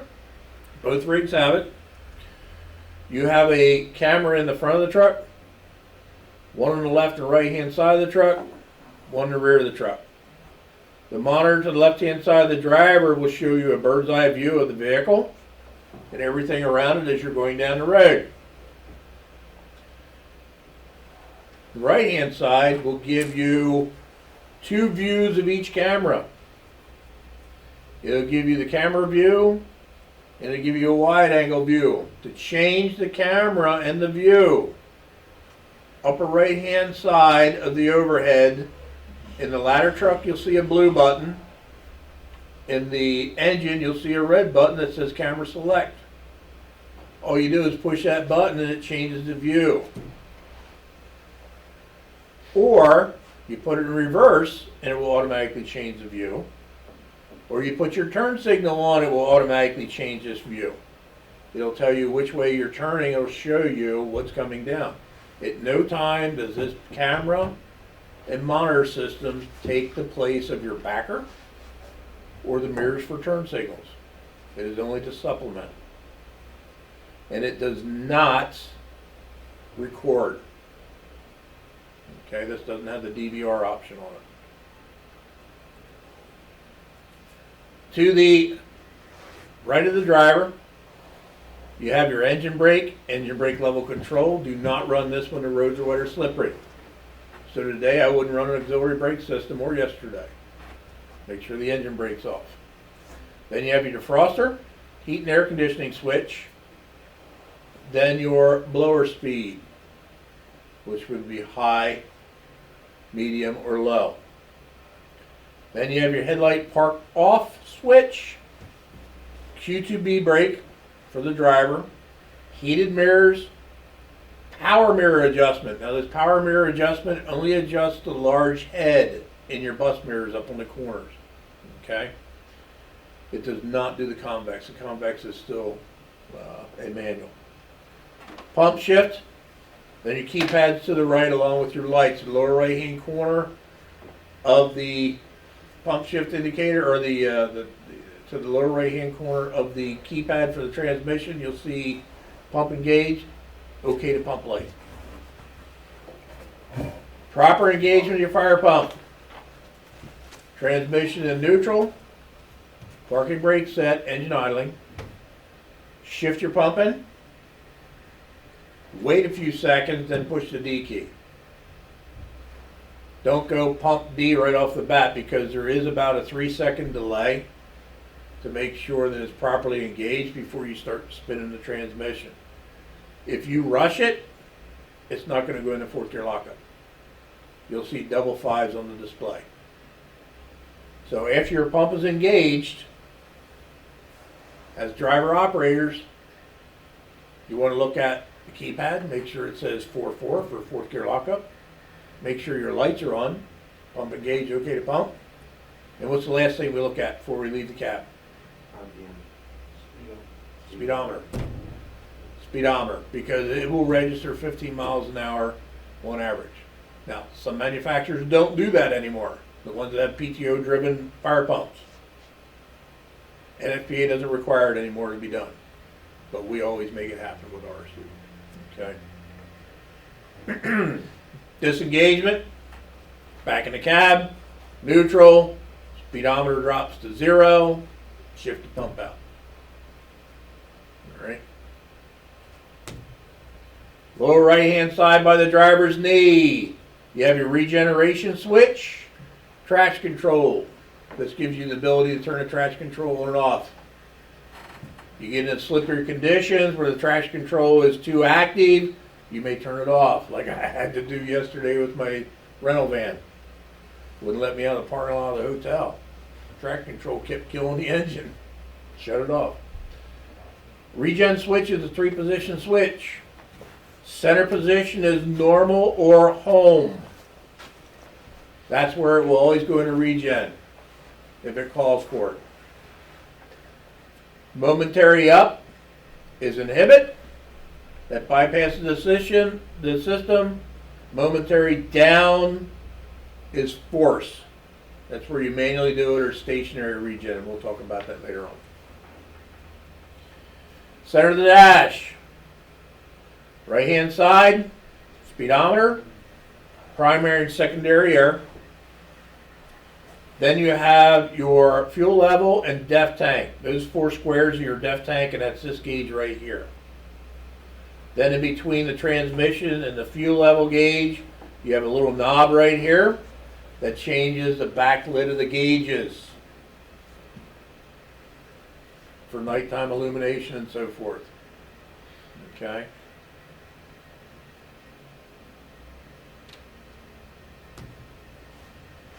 Chassis Information Center. This is in the center of the dash. This is the only place you will see a voltmeter. There is no voltmeter on that dash. By pushing these buttons, you can change the view to the odometer reading, to the fuel tank reading, def tank level, oil pressure, water temperature, whatever. Anything the gauges do, you can get through an LCD screen, okay? And it will change just by pushing the buttons. It'll also give you surface intervals, day and night time, and so forth. To the right and the left of that center portion, you see amber and red lights. If the light comes on in red, you want to address it immediately. If it comes on in amber, you address the situation as soon as you can. The lights you're going to see on a regular basis, gentlemen, are these following 4. Diesel exhaust fluid. That means you need to get some DEF in the tank. Regen inhibit. You bypass the system and disable the regen. You're in a tank farm, things like that, close where you don't want to go into regen while you're pumping. Push the switch up to inhibit. Light comes on. To get it to go back to normal on operation for regeneration, all you need to do, gentlemen, would be shut the truck off, depower the battery, power it back up, and start it up. So if you bypass today, you're out on a fire, you bypass it. You come back to the station, you shut it off, you plug it in. Guess what? The next time you start it, you're going to be right back to square one. Do not do what we had a customer do in Texas a while ago. They had a problem with the regen, it wouldn't regen. When the technician plugged into it, they found out that somebody pushed the inhibit switch 99 times in a row. And it just went, I give up. And it didn't work, so you had to reset it. Okay? So don't mess with it. The other thing you're going to see is diesel part filter. When that light comes on, it's telling you you need to regenerate the truck. Okay? This normally will show up when your engine temperature is below 180 degrees Fahrenheit. In order to get this vehicle to regenerate, it has to be up to at least 180 degrees Fahrenheit. If it's not there, it will not go into regen. If you have a bad thermostat in the engine, it will not regen.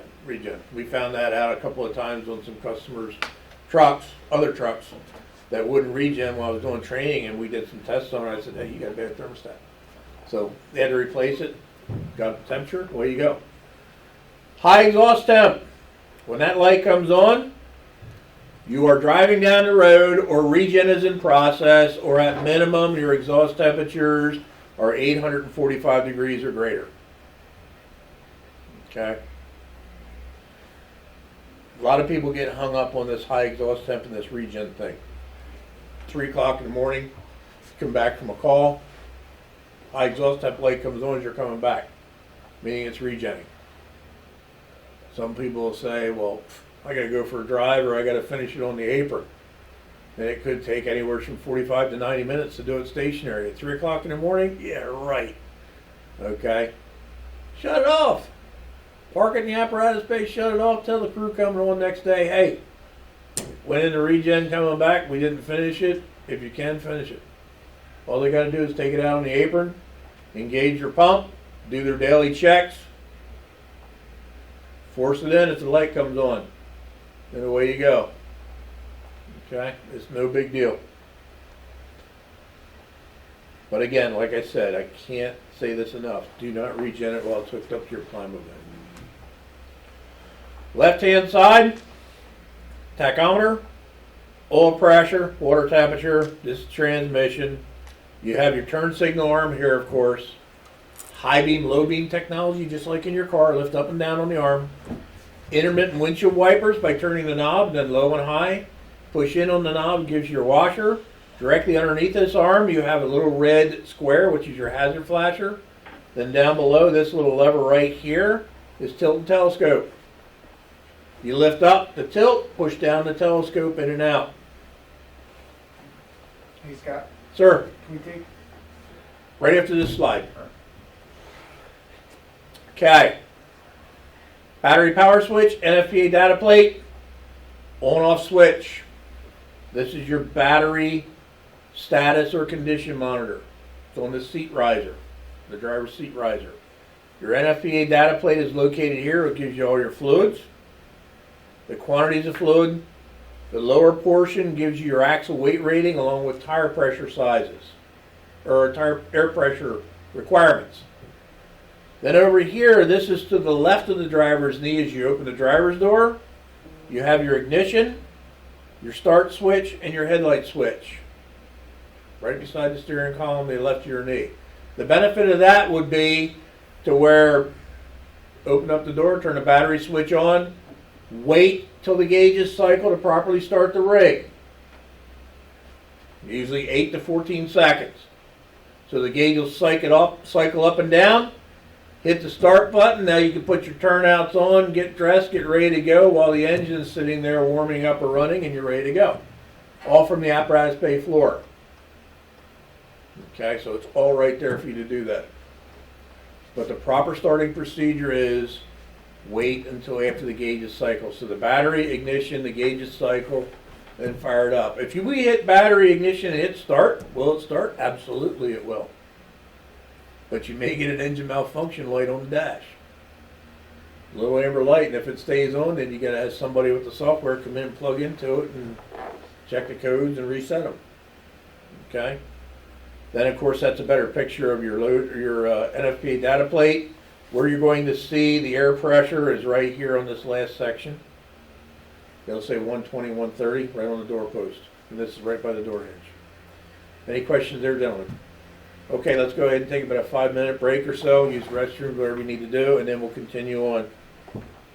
On the engineer side of both vehicles in the jump seat area, you have a door. Open it up, and that's where your def tank is. Little blue cap in there. Give you 2 options.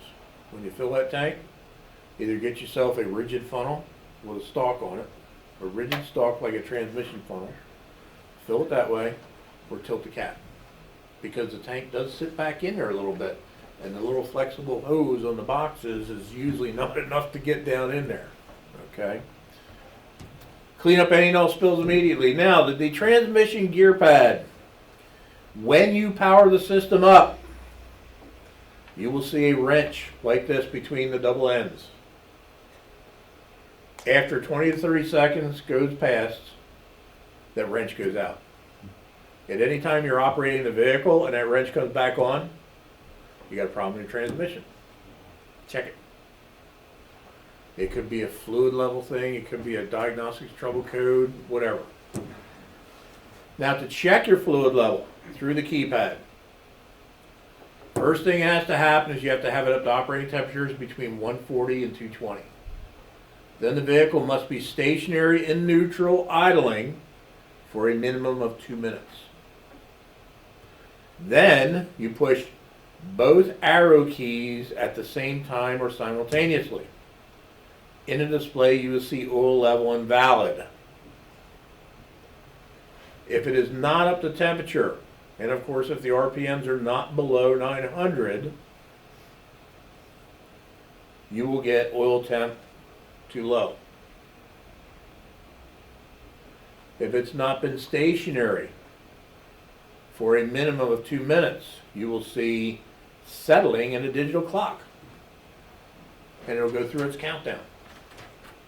If it is up to temperature and it has been stationary for 2 minutes, or you've let it go through its countdown, or you've engaged your fire pump and heated the transmission up, do not do a stall test, gentlemen. Stall test means you put your foot on the brake, increase the throttle while the transmission is in drive. You will destroy your transmission to heat it up. Then the next screen you're going to see is oil level invalid, trans oil level okay. Done deal. So if your trans oil level is okay, it's okay. If it is not okay, you will see oil level high or low, and it will give you a number and say quarts. It will tell you low 2 quarts, high 1 quart, whatever. The worst one I ever had was I had it in the Carolinas on a truck, and when I checked it, it showed it was low 12 quarts of oil. Yeah, they're wondering they didn't burn the transmission up. They had somebody replace the PTO on the truck, and they never topped the transmission off. Anytime you get a high or low reading, gentlemen, you want to manually tilt the cab and check it. Okay? Pull a dipstick, make sure before you start dumping oil. Because it's just as bad to be overfull than underfull. Doesn't have to be perfect. But if it's overfull, it'll actually create aeration and cavitation. The same as running a pump out of water. Okay? Anytime you want to get out of these programs, say it's going through its countdown, you're sitting out in the apron, you get a call for service, push the neutral key. That's all.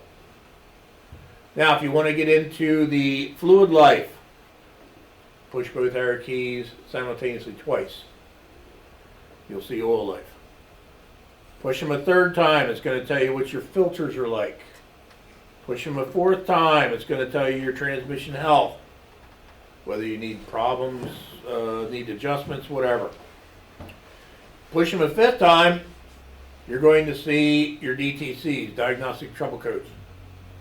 All electronic transmissions will store up to 5 DTCs, diagnostic trouble codes, with the most active code being the first. So what you'll see in there would be a 4-digit code with a letter in the front of it.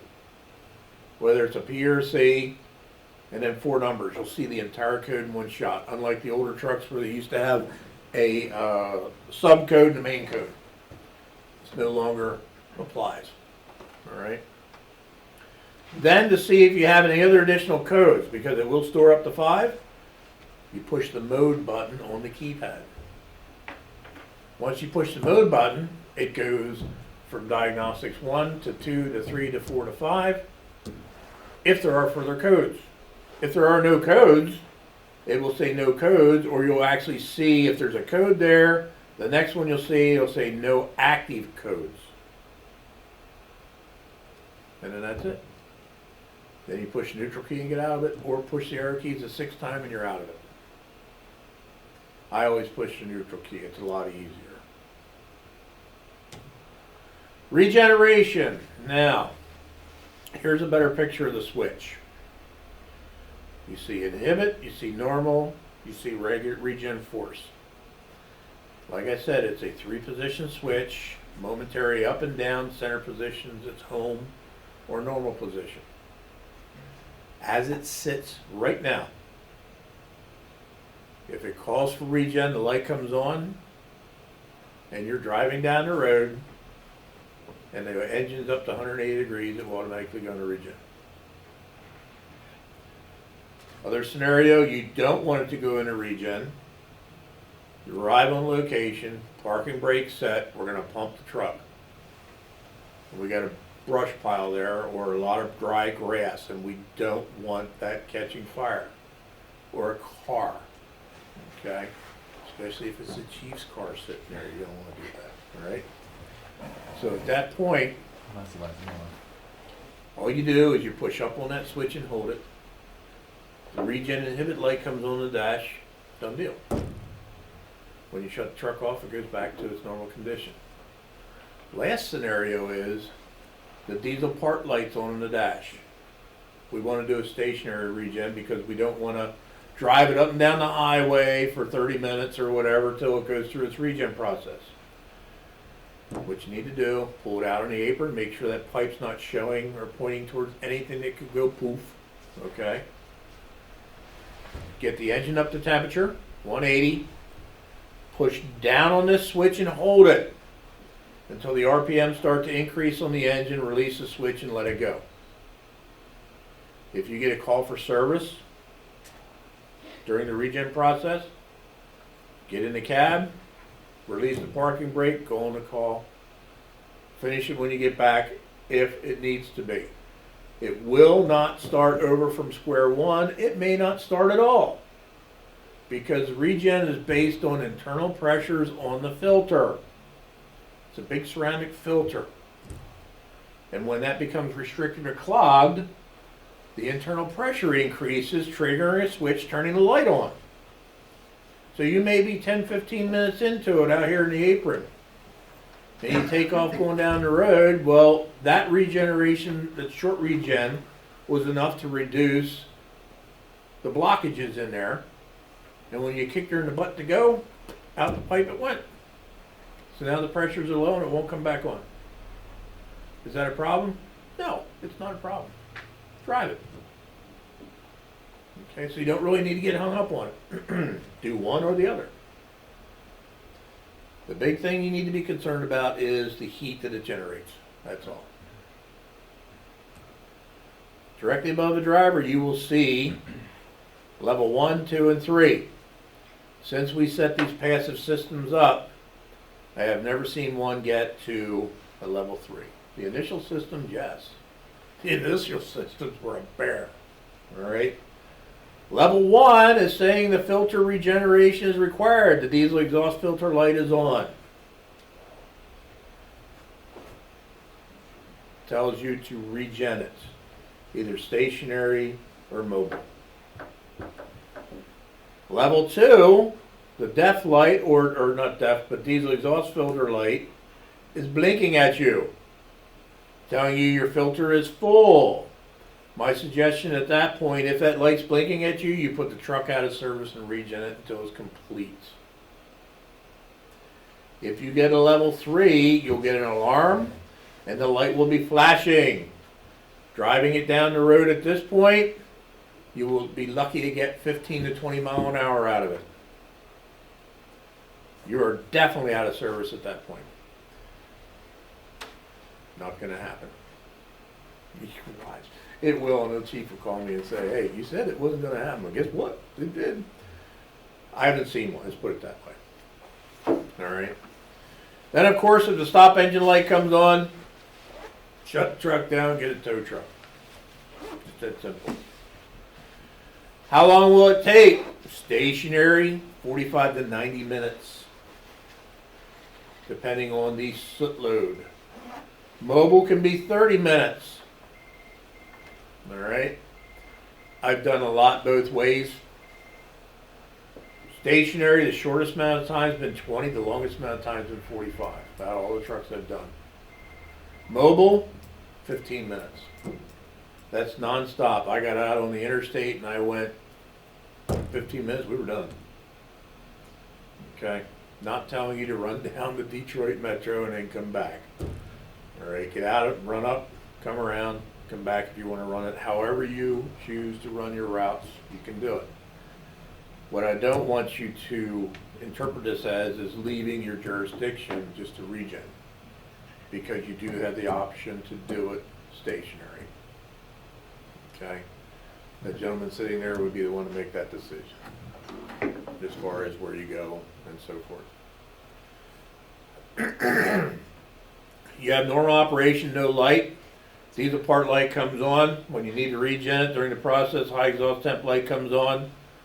Then the light goes out when it's finished. So if we're doing a stationary regen, RPMs are running. When it is done, the engine will return to idle. The high exhaust temp light is going to stay on for a little bit. So I wouldn't put it away until that light goes out, letting the pipe and everything cool down. And then I would go ahead and put it in. At least once those temperatures get below 800 degrees or so, of course that light will be out. I've already had them where I backed them in the station and shut them down, and they snap, crackle, and pop for about 20 minutes just to cool down. The way the regen actually works, gentlemen, if you're not aware of it, is it's like an oil burner at your house. Okay? You have a ceramic filter in there and an igniter system. When it calls for regen and you start regenning, it injects diesel fuel into this burner, which creates a fire in there. And it creates all the excessive heat. So it's constantly injecting it just like an oil burner at your house. And that's what creates all the heat. When it's finished, of course, it shuts that off, the fire goes away, the exhaust cools it down to normal temperatures. As it's regenerating, it's blowing the soot off of the ceramic filter in there into the SCR, selective catalytic reduction unit. So your DEF's getting injected in the SCR. As the DEF hits that hot SCR, it changes the property of the DEF to an ammonia and scrubs out the particles that are in there. So instead of being up here where we breathe it, it comes out here in little droplets and so forth onto the ground, so it doesn't affect the atmosphere. That's how that system actually works. This is why you never want to start regeneration of a vehicle if it only has a quarter tank of fuel in it. Because the big horsepower engines, like the 5 and 6 X12s and so forth, yeah, they'll burn almost a quarter tank of fuel during regen. So make sure you get plenty of fuel.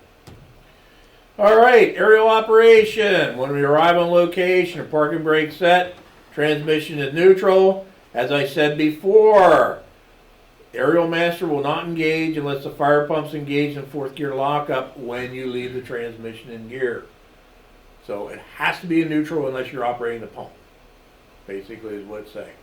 And the pump needs to be in fourth gear lockup for it to engage. And as you requested, there really is no process or procedure as to put one in or the other, first or second.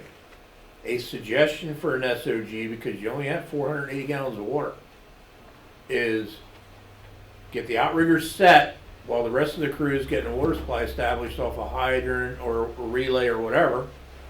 And then once the outriggers are set and you have your water supply established, then engage your fire pump. That way at least you can use the fast idle to set the outriggers. It's not necessary, but you can. Okay? But that's entirely up to you guys, however you want to run it. PTO first, then aerial master going in, coming out, then is aerial master and PTO. Just same as you exit the cab. Right to left, left to right. When you exit the cab, close the cab doors, creates safer working area by eliminating potential blind spots. Also gives you the ability to use the cab for rehab. Wintertime, need a little bit of heat, get warm. Summertime, air conditioning. The air conditioning does work very well in these trucks, believe it or not. Unless you leave the windows hanging open all the time, then all bets are off. So the cab doors are closed, we're ready to rock and roll. Next step, look up overhead obstructions, tree limbs, wires, things like that can inhibit the operation of the aerial. Stay at least 10 feet away. The new OSHA reg is 20. We're going to stay away from this mess here to the right. All your wires, cross bucks, everything else like that, we're going to keep away from there. Left-hand side, we got a tree, we got a street light, and we got a wire coming in. That wire is 240 volts, and it's live all the time for street lights. So if we extend blindly into this tree and we happen to hit that wire and break the insulation on it, is 240 enough to kill us? Absolutely. So the point is, never extend in an area where you can't see the tip of that aerial as to what it's doing. Outrigger deployment. Stay at least 3 feet away, manhole covers, storm drains, things that may inhibit the full deployment of the outriggers. Never set an outrigger onto a sidewalk. Never bridge a curb. Half on the curb, half on the ground. Never attempt to move stationary objects with an outrigger, if you know what I mean. You can place outriggers between cars. You can short jack them. Okay? The footprint on this truck is 18 feet. That is outside outrigger, the other outside of the other outrigger when it's fully deployed. If you don't have that room, we'll give you a scenario. We're in a fairly narrow area. We can only get the engineer's side out to full deployment. Our objective or our working side or job side needs to be on the engineer's side. You run that beam out to full deployment. The officer side at that point can be short jacked, meaning that the outrigger is not fully deployed horizontally. This is something that's fairly new because your stuff wouldn't do it. So, short jacking means an outrigger is not fully deployed horizontally. Any place. 6 inches from full horizontal deployment to straight down in the pocket is short jacked. At that point, we have a rotation inhibit system on the truck that will keep you from rotating the aerial over the short set side. It won't let you go there. Okay? Anywhere in the working area, providing the apparatus is set up in the green zone or the 100% zone, north, south, east, and west, you can operate at 100% of your tip load. Okay? Anywhere it'll go. And your operational zone, while short jacked, will be approximately 190-degree rotation. It overshoots the cab towards the short set side by roughly 5 degrees. Then it comes around to the rear and does the same thing. So it gives you quite a wide operational area. While you're also short jacked, gentlemen, the first 10% of rotational travel over the objective side of the truck, it will travel at half its normal rotation speed. Once it gets beyond that first 10%, it picks up its normal rotation speed, automatically slows down on the rear when you get to the last 10% and stops. It's not like it's going to jam you against anything. Okay? Sir? Did you say you can't short jack the pump side, or you can? No, that's not what I said. No. I said you can only get the engineer's side to full deployment, so therefore we have to short jack the other side. That's a scenario. Okay. By the way around, can you do that? Absolutely. Okay. Absolutely. So now my objective, just to flip it around, will be in the officer side of the rig. So I have to move the engineer's side the whole way against wherever we're at and short jack that side and fully deploy the opposite. Gotcha. So however you need to do it, either way. Always take your half the road out of the center, if possible.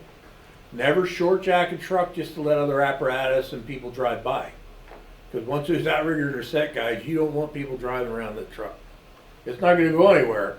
But if somebody happens to be driving by looking at a pretty orange sky and drive into an outrigger, there's no safety in the world that's going to keep that thing from moving. All right, so don't do that. Next scenario. And this is something that a lot of people don't realize they can do with our trucks, is a process called alley jacking. Okay? Alley jacking means you can't get the outriggers fully deployed on either side of the truck. All right? So therefore, technically, we shouldn't be operating the area. However, we allow you to do that. What has to happen, the scenario is we're in a tight road with a cul-de-sac. The objective is directly in front of the cab. At that point, we get the truck as close to our objective as possible, making sure we have plenty of horizontal reach. We run the outriggers out as far as they'll go. They just won't short jack. If you need to run them straight down in the pocket and take the weight off the suspension, raise it up and work in line with the truck, whatever floats your boat, okay? That's alley jacking. Both sides not fully deployed horizontally, and you can work in line with the truck.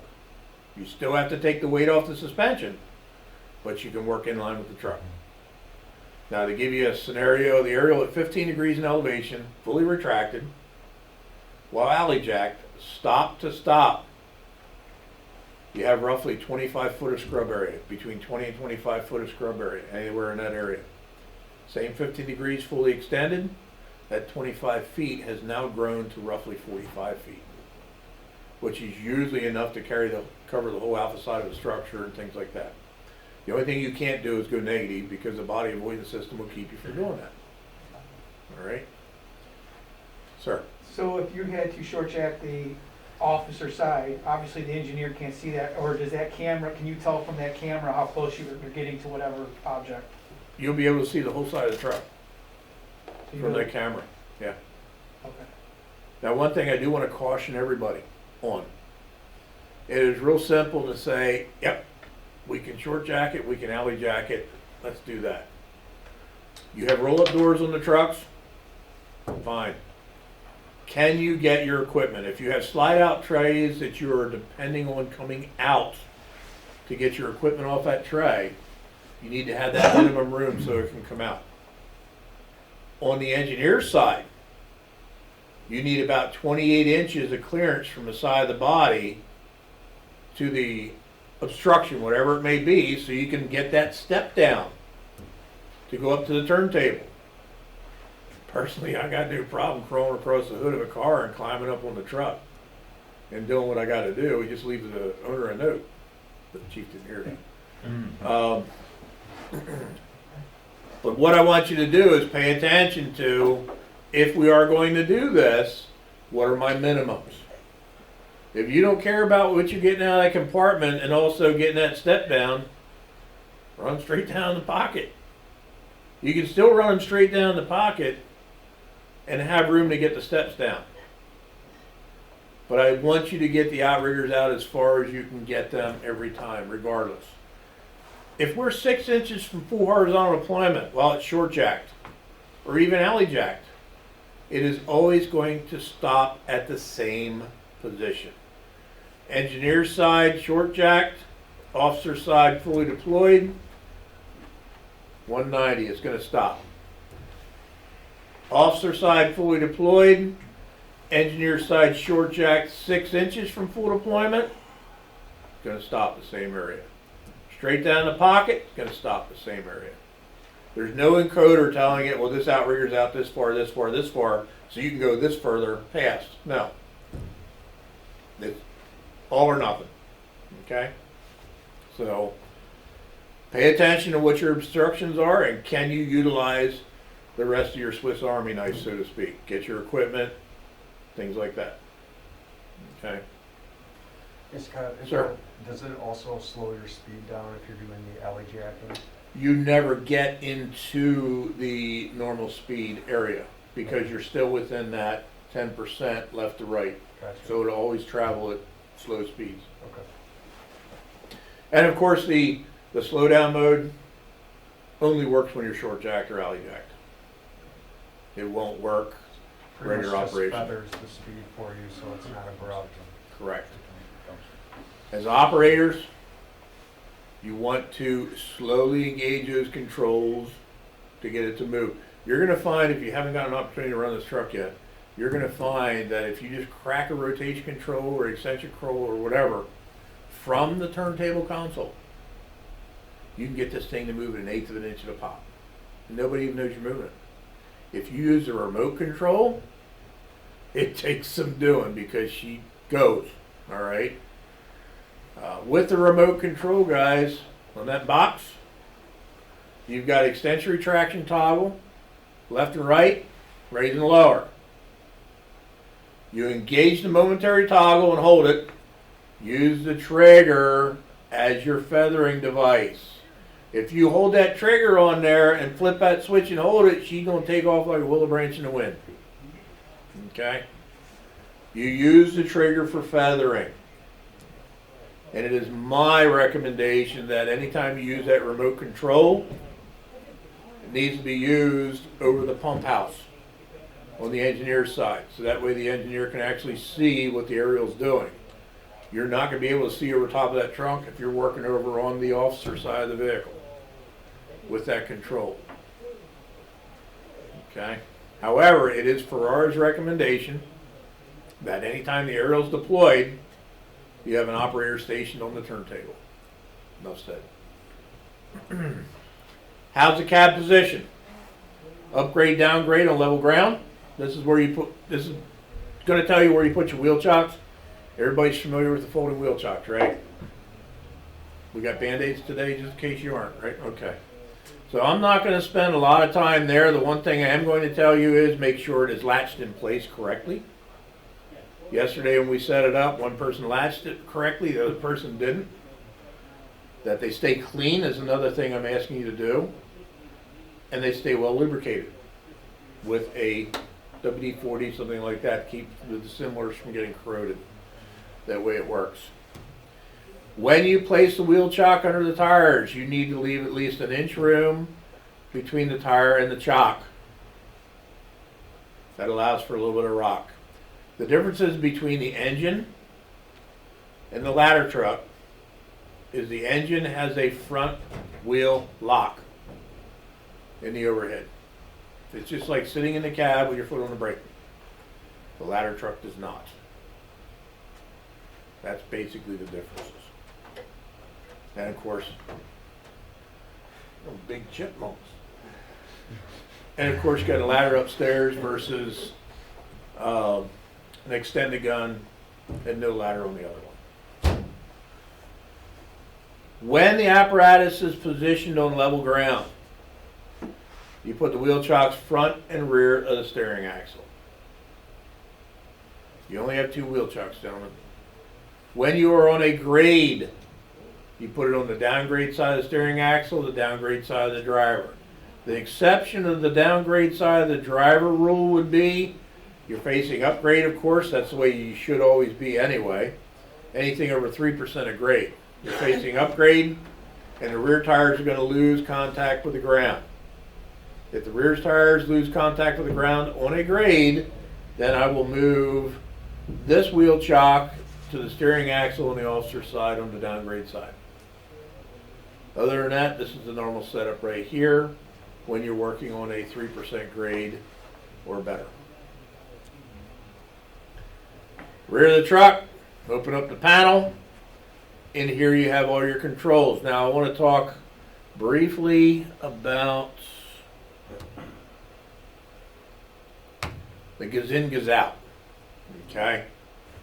That black cap there is your 4-inch storts for the inlets to the aerial. On your pump module, you beside the aerial discharge wheel, there's a toggle switch there that says aerial inlets, outlet.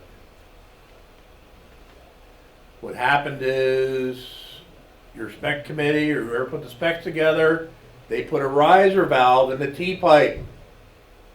So the way it's normally is off of your fire pump here, you have a line that comes straight back to the back, which is that black cap there. Then underneath the turntable, teed into that pipe, with the T-pipe, is a redirect that goes up through the swivel and out the ladder. Normal operations without a riser valve, water would come back off of your pump, deadhead against that cap, shoot the water straight upstairs and out the nozzle, and you're fighting fire. You have chosen to put a riser valve in, which either is air or electric. That riser is now in that T-pipe, and it's a butterfly. When it is in the inlet position, the butterfly is open, allowing water to go upstairs.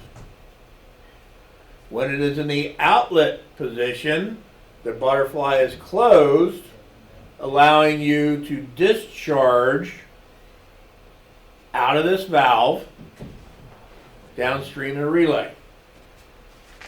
Okay? You cannot feed the fire pump through this pipe. Now, this also serves as an aerial inlet. Say you're short-staffed, don't have somebody to operate your pump, and you have to go defensive. You can have an engine do a reverse lay, hook into the back end here, and come off the large diameter on your engine, and pump from the engine there with that toggle switch open to the inlet portion, flowing upstairs. You will be controlling the flow from the pump. Now, one word of caution, gentlemen. You need to know what your 4-inch working pressure rating is. Most 5-inch synthetic is 200 psi. The same as 4-inch synthetic is normally 200 psi working. On this gauge right here, which is your inlet pressure when you're charging it, and also when you're flowing the waterway from your pump, that gauge will have pressure on it also, showing you what's behind that cap. But on this gauge, when you are supplying it from another piece, you need to have roughly 190 psi on that gauge to get 1,400 gallons a minute upstairs. So if you got an engine sitting down the street 2 blocks away and you got 4-inch on the road, what do you think that engine's going to be pumping to get you 190 in the back? Going to be well over 200, guaranteed. So that's some of the things you need to think about. Sir? So you said that inlet discharge is, you cannot feed the pump at all, it only goes straight to the upstairs? Well, it goes upstairs or goes against the aerial discharge valve, which comes off the discharge side of the pump. So therefore you can't supply the pump. So, okay. It's basically just a waterway or a standpipe. Pretty much so. So if, another scenario, if you lost your pump and you wanted to position, you're using it as an aerial device and your aerial still works, you can use it as a standpipe and you can feed into it from another pumper like he said previously. So you can use it as a standpipe, so you can hook up to it from engine 1 to the ladder and then still use your aerial operation. So you're not hooking that up to a hydrant, is what I'm gathering? So you would be relay pumping at that point and using it as a standpipe. So like if you had a catastrophic pump failure and you still had your aerial and you wanted to use the positioning, you could go ahead and relay pump through that standpipe and it goes directly to the stick, but you control your pressure from the relay pumper. Okay. Right. So, and then you always have to have a mover. And that question came up every day with, well, we can't just hook up our hydrant and flow the water away. If you've got really good hydrants with 200 pounds of head pressure, hey, knock yourself out. I've been to places that have had 200 pounds of head pressure on their hydrants. That's like an industrial. Yeah, they're scary ones. Right. They use their pumps for manifolds. Okay, but most of those trucks have 500-gallon foam tanks and 6,000 gallon a minute pumps. So, but anyway, yeah. So it's an inlet to the aerial. It's an outlet if you want to discharge from your pump. Getting back to the pressure scenario, another option for future food for thought. Get yourself some 3-inch or 1.5 line and a gated Y, Siamese, Triamese in the back. Put 2 lines on the street. Let's say 3-inch. Put 2 3-inch lines, which is a normal apartment lay anyway. 2 3-inch lines on the street. Come off of 1 and 2 discharge or 1 and 4, whatever, on your engine. At that point, with a 3-inch line and 2 of them into a gated Y, you can actually pump 1,600 gallons a minute, because each one will give you roughly 800 gallons a minute. And the 3-inch line, you have capabilities of 300 psi working pressure. So that's an option. It's something that, you may want to toy with or just train or do whatever. It's just another scenario. Be a good commercial operation for interior, whatever. Correct. Another thing to be mindful of too is that you would never be able to draft from the rear. No, you cannot. It has to come off of the suction side or the bottom side of the pump, So so you always- can't draft. Yep. You would always want to use your pump panel intake anyways for drafting as close to the pump as possible. Correct. So, because you've got, this is 38.4, so you've got some additional distance there, plus the piping too. We've actually put suction lines on the back of ladder trucks, but what we do in the front suctions, it's had 3 primers. Yeah. We put one halfway in between because you get that big bubble trapped in there. Yeah. It doesn't go Right. away. Makes sense. Okay. So that's basically, I wanted to make sure we got that squared away. So there's no filling the tank from that either. No. Unless you hook a hose to your aerial discharge and run it into the tank. I don't want to rule anything out. It's nice to have options. Always an option. Always an option with me, guys. Creativity. It's not my first rodeo, and like I say, it's same circus, different actors. Okay, in that control panel on the rear, you have your safety interlock override. This used to have a purpose. Now it only really has one purpose. You rotate the aerial around, you put it in the cradle, you come downstairs, you shift your verter valve to stabilizer, and it doesn't think the aerial's in the cradle.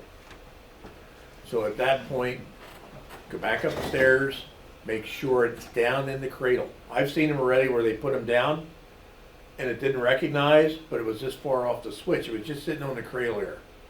Make sure it's in the cradle. Don't lower it so it goes boom and you recess the cab, okay? Bring it down to the touches. You do not have to power this down. You put it in the cradle till it stops. That's it. I know you're used to everything else, powering them down and burping them, things like that. You don't have to do that with this truck, all right? So down in the cradle. It's in the cradle. Now we go downstairs, we shift the diverter valve stabilizer, the light still isn't on. Get somebody to hold this switch over to the stabilizer position, which will energize the solenoid that opens the blocking valve. You can retract the jacks, bring them in, and then get it back to the department or to a service company and have it repaired. That's the only purpose. Okay. Hydraulic pressure gauge is primarily for the mechanics. Scott, what's typically wrong with it if that has, in that scenario? Is it just a sensor? Bad sensor? Usually it targets or a wire has gotten pinched. I had one out in Wyoming one time that one of the outrigger sensors went bad, but the wire got pinched in the body. Somehow it got pinched, I have no idea. But it wouldn't let it go. Okay. Other than that, we have very little trouble. If you ever get involved in an older Ferrara aerial, anything pre-2012, this was actually used to get the aerial out of the cradle once it's jacked. That's no longer the case. We made that change in 2012. Then you have your angle indicator. Angle indicator is telling you what load you can put on it. Left rear, right rear green lights. Those lights are telling you that the outrigger is fully deployed and in contact with the ground. They are not telling you that the truck is properly set up. You, the operator, must make that decision by doing a visual inspection. If one of the lights is not illuminated, that side of the vehicle is classified as no working side because an outrigger is short set. So therefore you can't go to that side. Then you have your fast idle switch. This is a point of use switch. On and off here, on and off upstairs. It's not on here, off upstairs. Some manufacturers have momentaries that they all around the truck fast idles. We use on-off switches upstairs and downstairs. And you're going to find, if you haven't been around this truck yet, you're going to find that it does run quietly. Unlike your other truck, you wear earplugs on those. This one here is very quiet. Very, very quiet. You can even be standing at the pump out, pumping capacity of the pump, and we could still talk like this. Okay? Then you have your diverter. This is another difference between other manufacturers and us. We still use a manual switch. So when you come to the rear, Shift this over to the stabilizer position. The beep beep alarm will sound until the outriggers go under a load. Once the outriggers go under a load, the alarm stops sounding. Truck's leveled up, and away you go. Once the truck's leveled up and you've done your inspection, you shift this diverter valve to the aerial position. The green light will illuminate. Go upstairs, go to work. When you're done upstairs, last person off the turntable, please follow this procedure. If you choose to turn off your utility lights, turn off all your switches, make sure that power button is off, the red button. Close the lid, come downstairs, fold the folding step up, and pull the pins and the beams before you open these doors. Open the door, then shift the diverter valve stabilizer, and then start folding the truck up. That should be 1, 2, 3, 4 procedure type deal. Number one, if we come down from upstairs and we shift that diverter valve stabilizer and go ahead and retract the jacks with a pin in, you will damage the jack tubes. And Mr. Ferrara is extremely proud of them jack tubes, if you know what I mean. And any damage to the jack tube holes, the safety pin holes, you must replace the jack tube. So make sure that pin is out. All right? That's the main reason. The reason we close the doors in the back of the truck is these things stand out a little bit here and here and here. Say we want to get our ground ladders out. We come around, these doors are hanging open. It could catch us in the lower part of our nether region, so to speak. And we could get injured. Close them. Also keeps people's fingers out of there that don't belong in there. It's got those pins, they're easy to pull even under load. You never put them under a load. You just stick them in the hole. No, I'm talking about like after when we're reversing the whole step in the process. Yeah, I mean, while we're talking about it here, because then I'll blow by this slide. All right. Okay, the pins I'm talking about, guys, in your jack tube, you have the outer skirt, you have the inner skirt. When you slide that pin in, you need to have a 1/2 inch clearance between the black portion of the box and the top of the pin. If you don't have a 1/2 inch clearance, go to the next hole. They are a secondary means of safety. That's it. Also, as you can see in this slide right here, the pin is not inserted the whole way. You leave it stick out a little bit on either side. The reason for this is if you shove this in the whole way and this drops down all in one shot, this is the brittle end of the pin because that's where it's welded. All it is a big old implement hitch pin. And if it breaks that end off as it's coming down, it'll spit that pin halfway out. Now it's jammed in there and it tears that box wide open. At no time should it ever drop down on that if you have at least a 1/2 inch or better when you start. Okay? If you have less than a 1/2 inch, it may come down on the pin. You never rest it on the pin for operation. Like the line trucks do out in the middle of the woods, they always drop it on their pins. Yeah. You don't do that with us. Okay. Okay? Will it operate if you don't put the pin in? Yes, it will operate. You want to make sure you put them in, though. It's a secondary means of safety.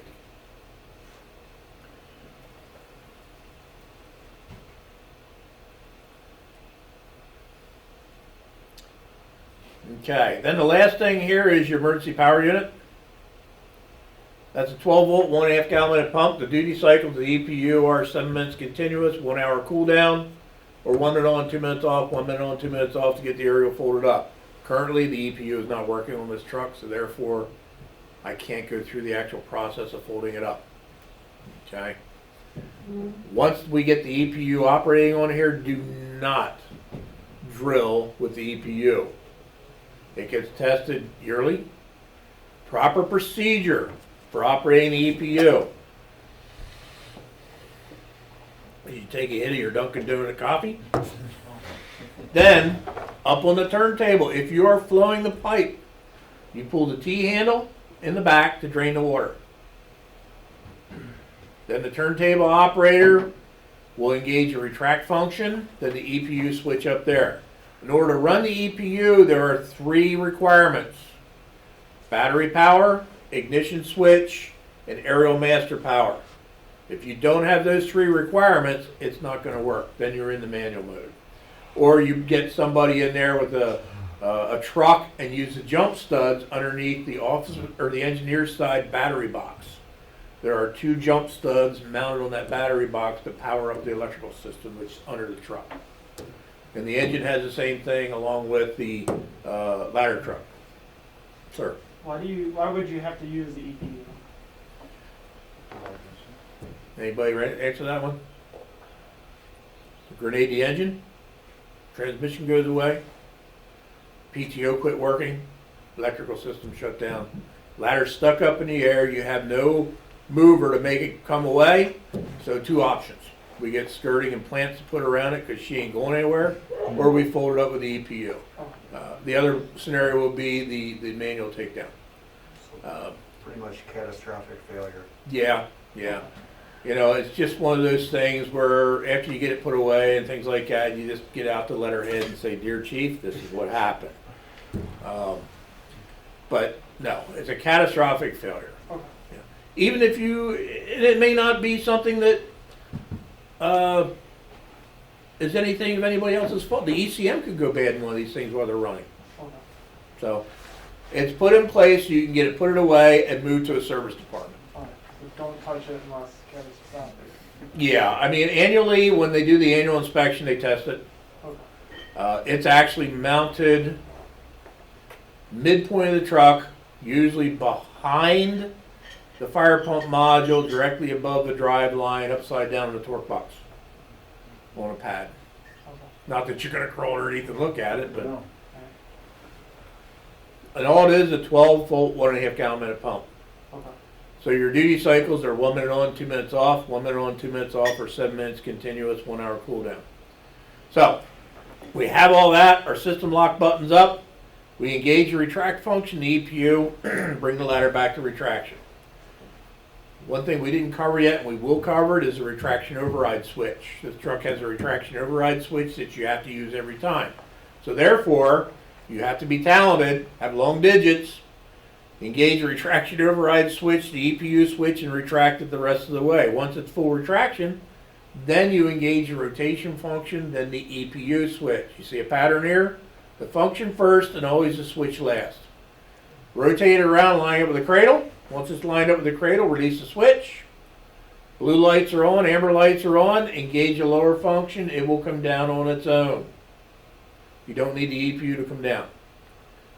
The system lock button is off, it's staying there because that locks the cylinders.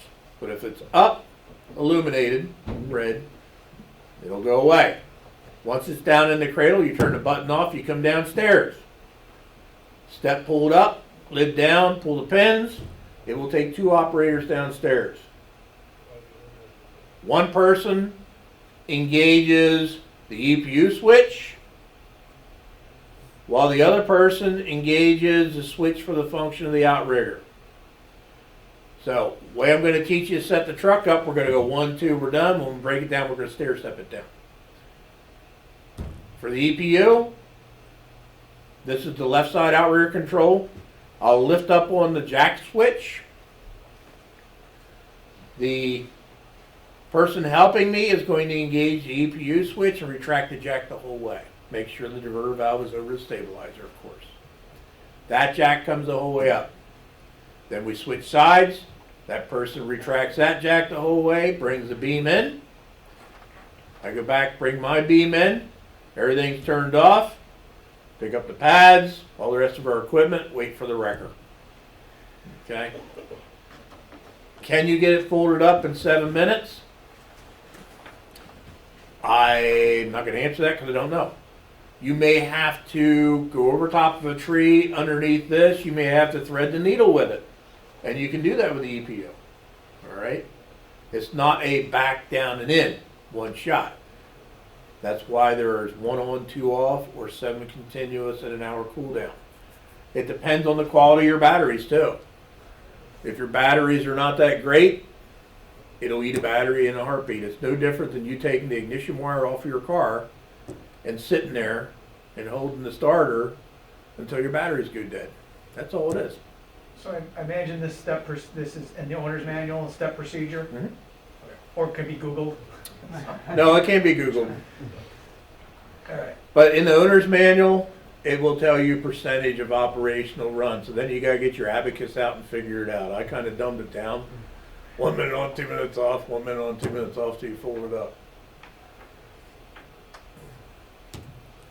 All right, let's set her up. Switch the diverter valve to stabilizer. Engage the fast idle if you choose to use it. Open up the outrigger control panel and identify your outrigger controls. You have two panels, one's left, one's right. The vertical switch is your beam in and out. Horizontal switch is jack up and down. The direction that you engage and push the switch is the direction that that component will move. Okay? I see a lot of people doing it the other way. They think that's the way the truck's going to move. No, it's the component. So, anytime you operate an outrigger, you must visually watch it move. So at that point, this would be my left rear outrigger, or my left outrigger, because of the hinge. You look at your hinge, the hinge is always towards the inside of the truck. That way you can stand to the outside and actually watch it while you're operating the switch. So, engage the switch in the direction you want the beam to go while watching the beam deploy. Once the beam gets to full deployment, move to the opposite side, which now this is the right side. Run that beam out to full deployment while watching that beam go out. Gentlemen, humor me. What I want you to do is I want you to run both outriggers out to full deployment before you go down with the jacks. Some of you may work for another agency or volunteer or things like that, have a ladder truck that have these H-style jacks that you were taught to run out and down, and then the other one out and down. That worked 30 years ago when I started doing this job. Okay? Now the technology has gotten to a point where we have underslung outriggers, and we have crown roads, uneven areas, things like that. And you'll see over at the station when we start setting this thing up, you'll see how far those outriggers go. Say my engineer side, my working side, I'm going to go out and down, jack that one up, and then I'm going to go to the other side and run it out. You may go too far and you won't get that beam to full deployment. You want to be able to operate this truck at full capacity if at all possible. So you run both beams out, your pads are on. Now if you jack it too far, it doesn't matter. The beam's the whole way out. We can level it up and go to work. You don't have to worry about grades and things like that. Okay? Makes it a lot simpler, more cut and dried. Now the alternative to that, of course, would be that we absolutely know that we're going to short jack an outrigger. There's no question. At that point, then I will take my working side out and down, jack it up, then I'll go to the other side, short jack, and go to work. Just that simple. But if you do not know you're going to short jack it, put them both out first. Also, the way you're going to do it when we get to the hands-on portion, we're going to run it as if you are the only person there. You're going to set it up and you're going to break it down yourself. Oh, brother. Okay? Not relying on somebody else. Now, if you're out there and you have somebody helping you, you can set it up and break it down as a team. But that's usually not the case in career departments anymore because everybody's going all over the place trying to get things done. When we set it up, we're going to do it independently. 1, 2, we're done. When we break it down, we're going to go 1, 2, 3, unless we have two individuals. Then we're going to go 3, 2, 1, bring the whole thing down at the same time, bring them in. You have options. Plenty of options. So, beams are out in full deployment. Now, here's another option for you. As I stated, you have purchased the magnetic shoring pads. You can run the beams out, put the pads on underneath, or you can do it before you run the beams out. I care not. As long as you use these pads, I'm a happy camper. Okay? Now, when you put these pads on with these ropes, what I want you to do when you put them on is I want the rope north and south, so to speak. Bumper to bumper. So when you put the pad on, I want the rope this way. I don't want the rope this way, underneath and outside. There is a reason for that. When you run them down, that foot drops this way, that rope has a tendency to get caught underneath the pad. So when it makes ground contact, the rope's underneath the pad, and we set it down, and now we have all the weight on the rope, and eventually we're going to shear that rope off. And you're going to have an awful time putting it away. Okay? By moving it north and south, it's going to stay primarily where it's at. And you have minimal chance of shearing that rope off. Other than that, there's nothing else to worry about, other than taking the thing off. So the pads are on. We look at our angle indicator. If we start out on 0, we'll start on our objective side first. If we start anywhere in the green zone, we'll start on our objective side or working side first. If we are in yellow or red, we'll do low to touch, high to touch, back to low, so we stair step it up if we're in yellow or red. If we are in the green, we're going to go 1, 2, we're done. Okay? So here's the deal. Return to the back, engage the down function while observing the outrigger deploy until it makes ground contact. Once it makes ground contact, the operator will continue to deploy the vertical jack while observing the ball and the angle indicator. If the ball is on 0, continue to deploy the jack until the ball travels past this first hash mark off of 0. If the ball is already past that mark off of 0 and the green light's illuminated, the operator stops jack deployment. Step 1. Step 2, move to the opposite side, deploy the outrigger jack in accordance with manufacturer's guidelines as close to 0 as possible. We'll back her up one time here. Gentlemen, I don't care whether you have a 4 outrigger truck or a 2 outrigger truck. If you use this first hash mark off of 0 on the angle indicator as your reference point, 99% of the time that truck will be set up correct. Okay? It is very quick and easy. A lot of guys are so used to looking down the side of the trucks at night and things like that, or taking a guess, and you don't need to do that. You look at the angle indicator, you're good to go. This is why it's important that you keep these in good working condition. Unfortunately, these Riker angle indicators are very spendy. Okay? Clean them down. When you come back from running all that salt, hose them off.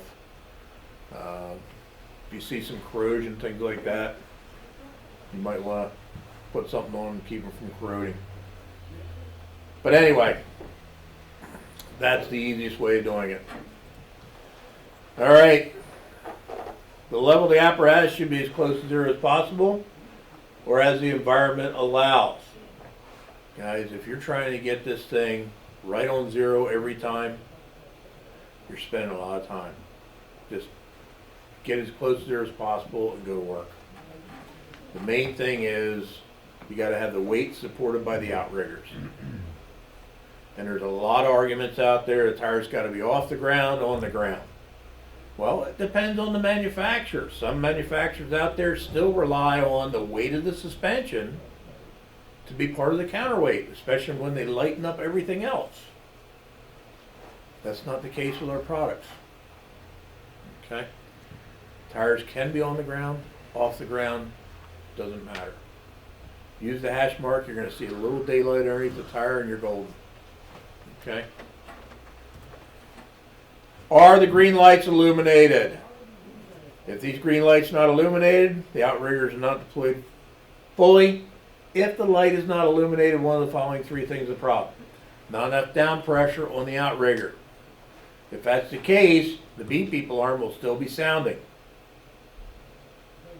Or it's short jacked or short set or alley jacked, which hopefully you've intentionally done that. Or you have a mechanical issue, which hopefully you've identified during your weekly checks. And the only thing that really goes wrong with these things, Chief, are corrosion on the limit switches on the beams. They're proc switches. You get into an area where there's a lot of metallic particles floating around, that's a magnetic switch. Okay? Or somebody's actually hit it with something, or the bracket's rotted off. We have very little trouble with these things. You know, it's either there or it's not. Okay? And you'll see the same type of switch on the backside of the jack, right at the foot, that turns the light on in the cab, telling you that your outrigger is deployed. That one may give you heartburn up here with running into snow banks and things like that, so your people are just going to have to pay attention to those. You get that switch bent out or whatever, it's going to trigger the alarm in the cab. But it's not normal. They normally put them behind it. Scott, either I missed it or we don't have to do it. No high idle while setting outriggers. Optional. Speaking of downward pressure. No, hold on a second here.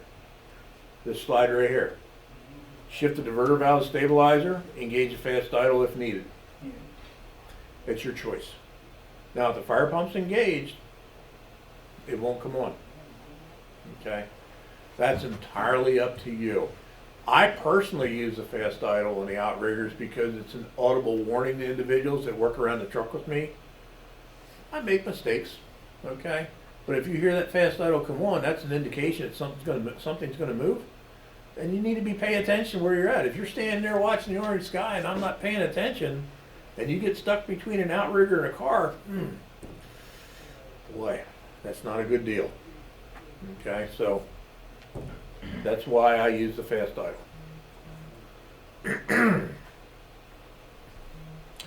Inspection is the next step. Our visual inspection is the most important part of this process. Close to zero as possible. Here's your operational zones again. 0 to 3.5, green 100%. 3.5 to 5, yellow 50%. 5 and above, don't operate it. North and south, the angle indicators in the stairwell and a step egress going up to the turntable. 0 to 6%, 100% capacity. 6 to 12, 50. 12 and above, 0. Very simple. Is the bulge removed from the sidewall of the drive axle tires? This is a true indication that you have enough weight supported by the outriggers.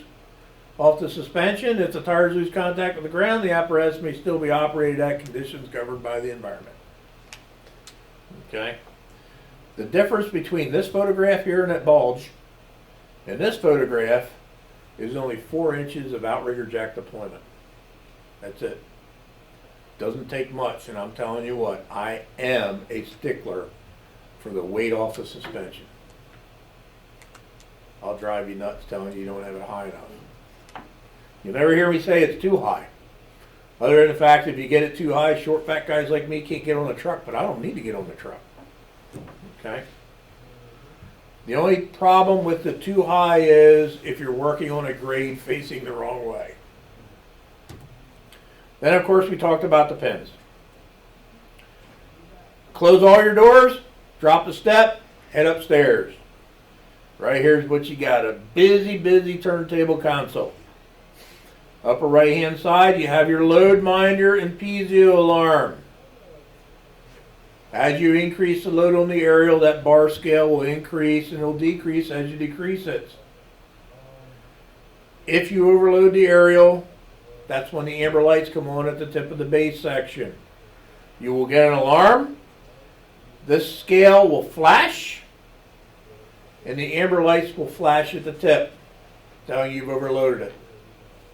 I call this a low-level loading indicator because it works much better below 45 degrees because your focal point changes as the elevation of the apparatus.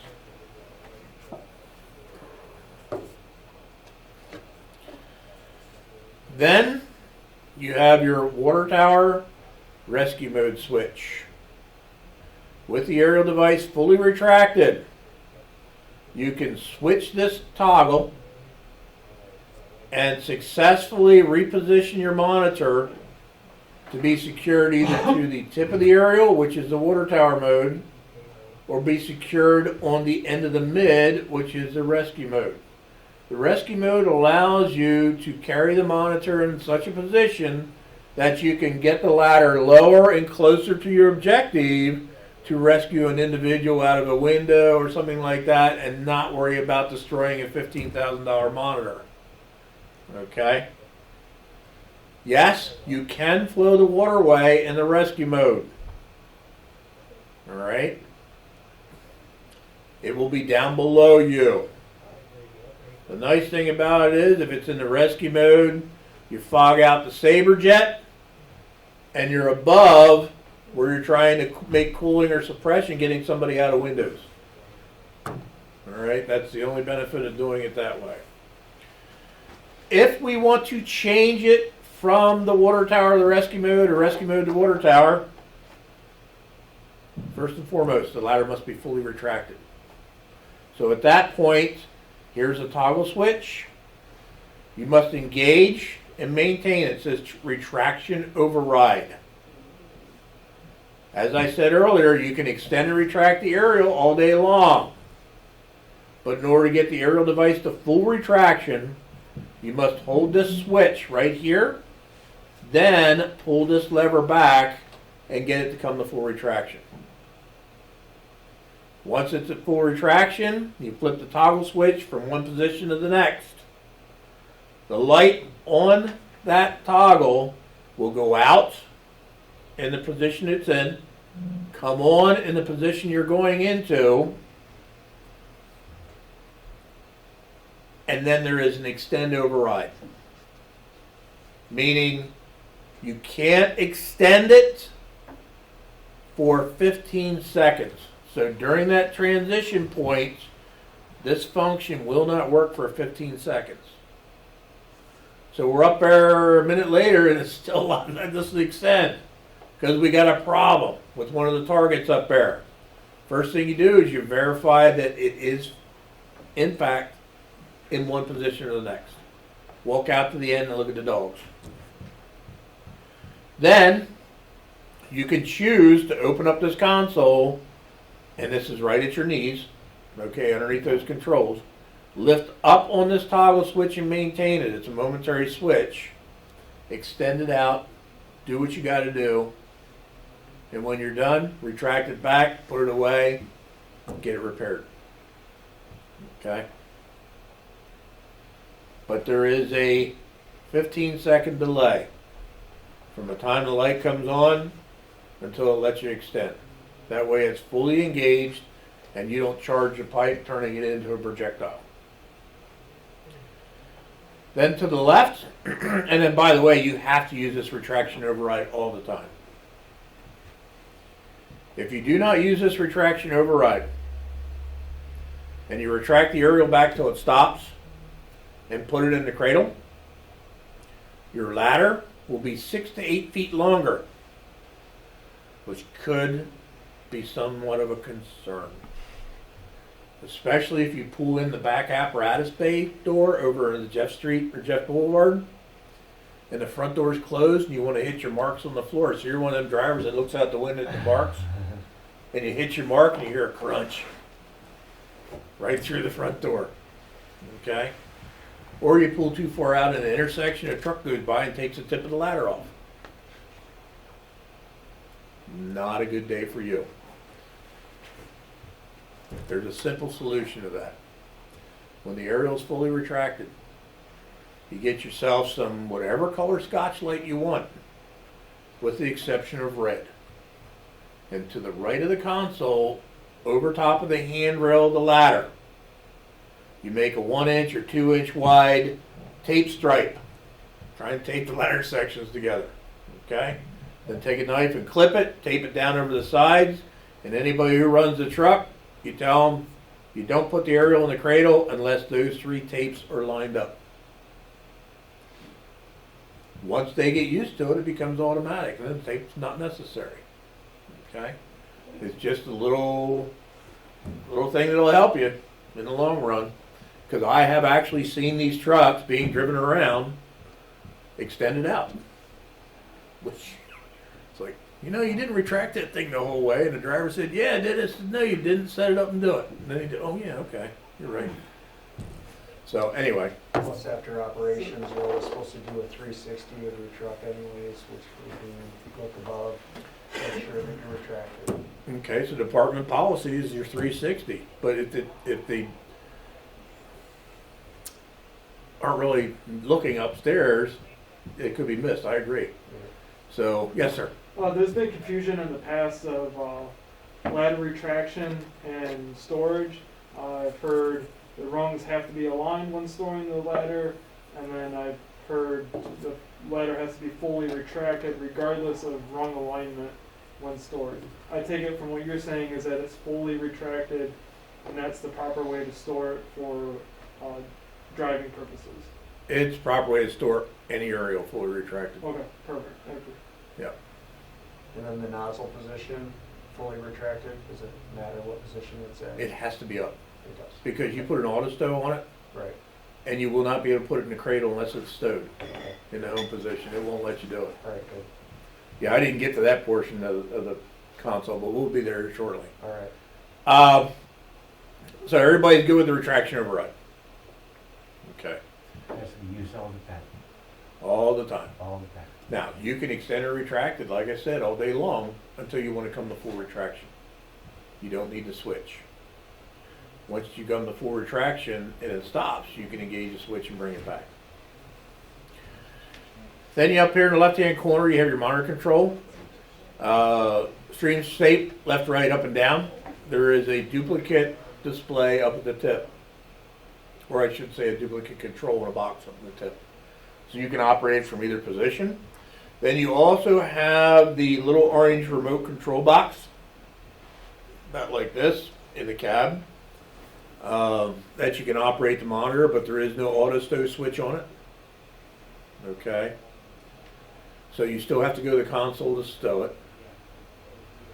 What I find sometimes somebody puts in their turnout gear and they forget it's in their pocket because it's that small. But the biggest problem I find with those is batteries go dead. People forget to charge it. So that too should be part of your checks. Then you have a bed zone light here. It's a blue light. The aerial will not go in the cradle unless that light's illuminated. So proper cradling technique is rotate the aerial around, get the proximity arrow lined up. Please pay attention to this word, proximity. It is not perfect. All right? It may be off one way or another. It gets you close. So you line that up, sight down the base rail of the ladder on both sides to the cradle ear. Now you put a roof ladder on the left side and a box on the other side, and it's tough to see it. So you have to lean out to the side and look around and see. If you still don't see it, you don't feel comfortable, walk out the ladder and look. Okay? If it comes down and bumps the cradle ear and comes in, if it just bumps a little bit, minimal movement, you're okay. But if it comes down and forces in, you want to get a little closer to center. All right? Then the blue light will come on once it's lined up. And you can put it away. Blue light won't come on. We go left, right, left, right, left, right. We can't get the blue light to come on. Before you engage an override switch and make a mistake, check to make sure this amber light is on here. This amber light is your monitor auto stow. Okay, you lift up on that cover. Hold that switch for 4 seconds. 1001, 1002, 1003, 1004. Release the switch. The monitor will go back to its home position. Then that amber light will come on. If that amber light is not on, the blue light will never come on. Okay?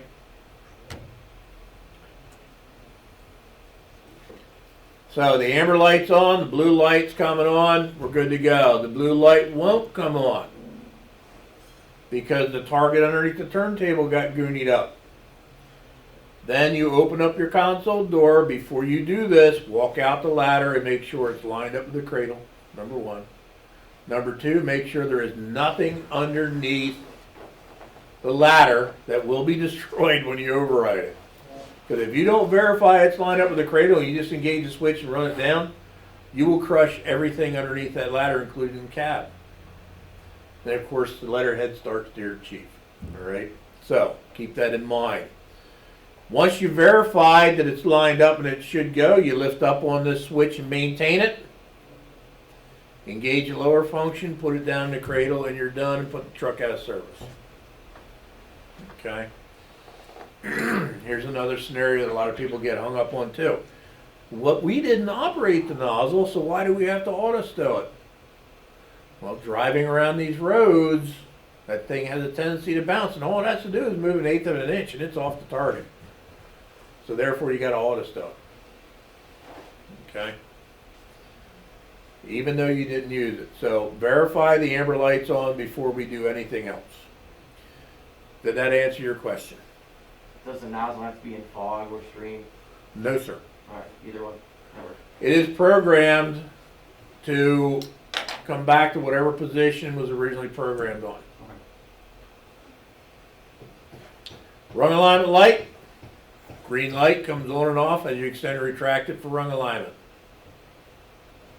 It does not have to be on to climb the aerial. It makes it more convenient to do so. When you extend and retract our product, as you're extending it out, and the rung alignment comes on, the bottom quarter rungs and the top quarter rungs are not aligned. They are ahead of each other just a little bit so your feet don't get tangled up in it as you climb. When you retract it and the light comes on, they're actually aligned over top of one another. I personally prefer to have them a little bit ahead. That way when I grab the rungs and go, I'm not trying to grab two big old rungs. Okay? Doesn't have to be on. It's a convenience thing. Whatever you need to do. Nobody should ever climb this aerial without wearing proper fall protection. Safety belts. Should have been 4 belts on this truck, Chief. Okay? They have the pump air lanyards on them, maybe about this long. They're not removable. As you are climbing, where you stop, you hook one of those lanyards into the rung at any time you stop on the aerial. That's for safety. You can't hook them up and belay up and down. You can on training if you're just doing training, but it's unrealistic to expect to hook up a belay line on fire grounds and go through all that. You just hook into a rung wherever you stop. You get up to the tip, you hook into the rung, you kick down your pads, do what you got to do. Okay? To keep yourself from getting all jacked up with that big pump ear loop as you're climbing, your turnout's got a pocket in the front part of the pan or in the side, one or the other, depending on what brand you're using. Just take that pump ear loop and stuff it in one of those pockets on the side, and when you get up, you can pull it out and hook it instead of having it bang and getting caught on things going up and down, just to help you out. Idle switch is located here. Point of use on and off. Then, of course, you have your system lock button here. We beat that one to death. In order to operate the aerial, it's got to be up. When the aerial's not in movement, it's down. The only thing it kills are these 3 controls. Everything else works. Ladder egress lights. These are the blue lights up and down the rung rail of the ladder for nighttime illumination. They're LED blue lights. Then, of course, you have your EPU with a light. When it's functioning and you engage that switch, that light will be illuminated telling you the EPU is running. Same EPU as the switch downstairs, upstairs, just different activation points. Panel light, light up inside the console lid for nighttime illumination. Tracking lights, the 2 rectangular or square lights at the lift cylinders on the left-hand side and right-hand side of the ladder, right on the base section. Their purpose is to illuminate the entire bottom end of the aerial for nighttime illumination so you can see what the nozzle reaction is and things like that. Tip light, upper left-hand side, because you have a flare on the right. Left-hand side has your tip light on. That turns the LED light on and off up at the tip. Lastly, you have your remote control master. There's an amber light here to turn the switch on and off. In the cab, you have a blue box that has your toggles and a trigger. We already talked about the remote. In order to operate the aerial using the remote, the operator will have to come up here to the turntable, lift the lid, turn the power on after they set the outriggers, flip on the remote master switch so they have power there, and then go back downstairs to operate the remote and or the pump at the same time. Because you never leave this on all the time, and you never leave this on all the time. You don't close the lid after you do so, because when that remote's operating, it's electric over hydraulic, and these handles will move. And if you say we want to retract the aerial and we want to go to full retraction, with that lid closed, that handle's going to hit the inside of the lid and it won't go to full throw. So therefore, you're not going to get full functionality out of it. So you never shut it down. Now, if for some reason you want to depower it or somebody's going to climb it or whatever, it is recommended that you have a person on the turntable. Your power remote has an emergency stop button on it. You can lock out the aerial or the actual remote control by hitting the E-stop. But the E-stop on the remote won't kill the monitor or the hour meter in the turntable. Just kills the box. Sir? So you, trying to gather all this. You're saying that the system lock button, the large button there, will that inhibit or that'll stop the remote from working also? Absolutely. Okay, but the remote, if you shut just the remote off, it'll stop that also? No, it stops the remote. Just stops the remote. So if somebody's operating the remote, hits that system lock button on the remote, and somebody comes up onto the platform, they can still operate the platform? Mm-hmm. Yep. So say you drop the remote and the truck runs over it, shorts everything out, Yeah, you can still run it upstairs. yeah, okay. I'm thinking of a different scenario where somebody's operating the remote from the ground, and he shuts the system lock, and then somebody else goes up onto the platform not knowing anything and can still operate it. This area right here, sir, Mhm. is your primary station. This basically trumps all. Okay. This operates and overrides everything. If you're down there on the, and I was goofing around with the turntable operator yesterday, I was sitting in the station with the remote screwing with him, but as you operate, those handles move. If he wanted to shut me down, he had three options actually. He could turn the switch off, which would shut me off. He could push down this button that would shut me off, or all he has to do is center that control handle and shut me off. Okay. Okay, that is your primary. If he's doing something or she down there that getting too close to wires or whatever, boom, shut him off. Okay. Kills him. Okay. Any other questions on the console? I've got a question. Sure. Why does the retraction override exist? Well, I'm glad you asked. Well, To get an answer, you're going to have to contact your legal department because they're responsible. No, what happened was, what you currently have is the elevator. You ride that bucket. These are the stairs. You don't ride the stairs. You climb the stairs. Individuals would get up at the tip of the aerial, turntable operator, retract them back, put them away. That way they have to climb up and down, the department policies, whatever. An individual got their feet stuck in the rungs. They had crushed their feet. Therefore, they sued the manufacturer because it was a liability issue. They fixed it. They put a switch in there. So now, if you decide to ride, you engage that switch, and if your feet get crushed, it's all on you. so if you're at the override. tip, because that gives you the 6-8 feet. Yeah. Okay. It Gotcha. protects. If you're halfway down, you can still It get crushed. protects the individual's feet because where it stops, if they at the tip standing on the rungs, where it stops is not in the overlap area. Because there could be an emergency situation where they were injured at the tip or whatever, and they're unable to climb back down, so that you could go ahead and do this function without injuring them more so. Yeah, if there's that type of scenario there, you're going to have an operator go up there with them. That way they don't fall off the tip. And then you retract it back carefully and lower it to where you can get to a manageable level. You're not going to bring them the whole way back anyway. Unfortunately, there's not two sets of pads up there. So therefore, the operator assisting is either going to have to be in front or is going to have to really pay attention to where their feet are. So this is a Ferrara thing, or this is us? It's Schmiel Ferrara. Okay.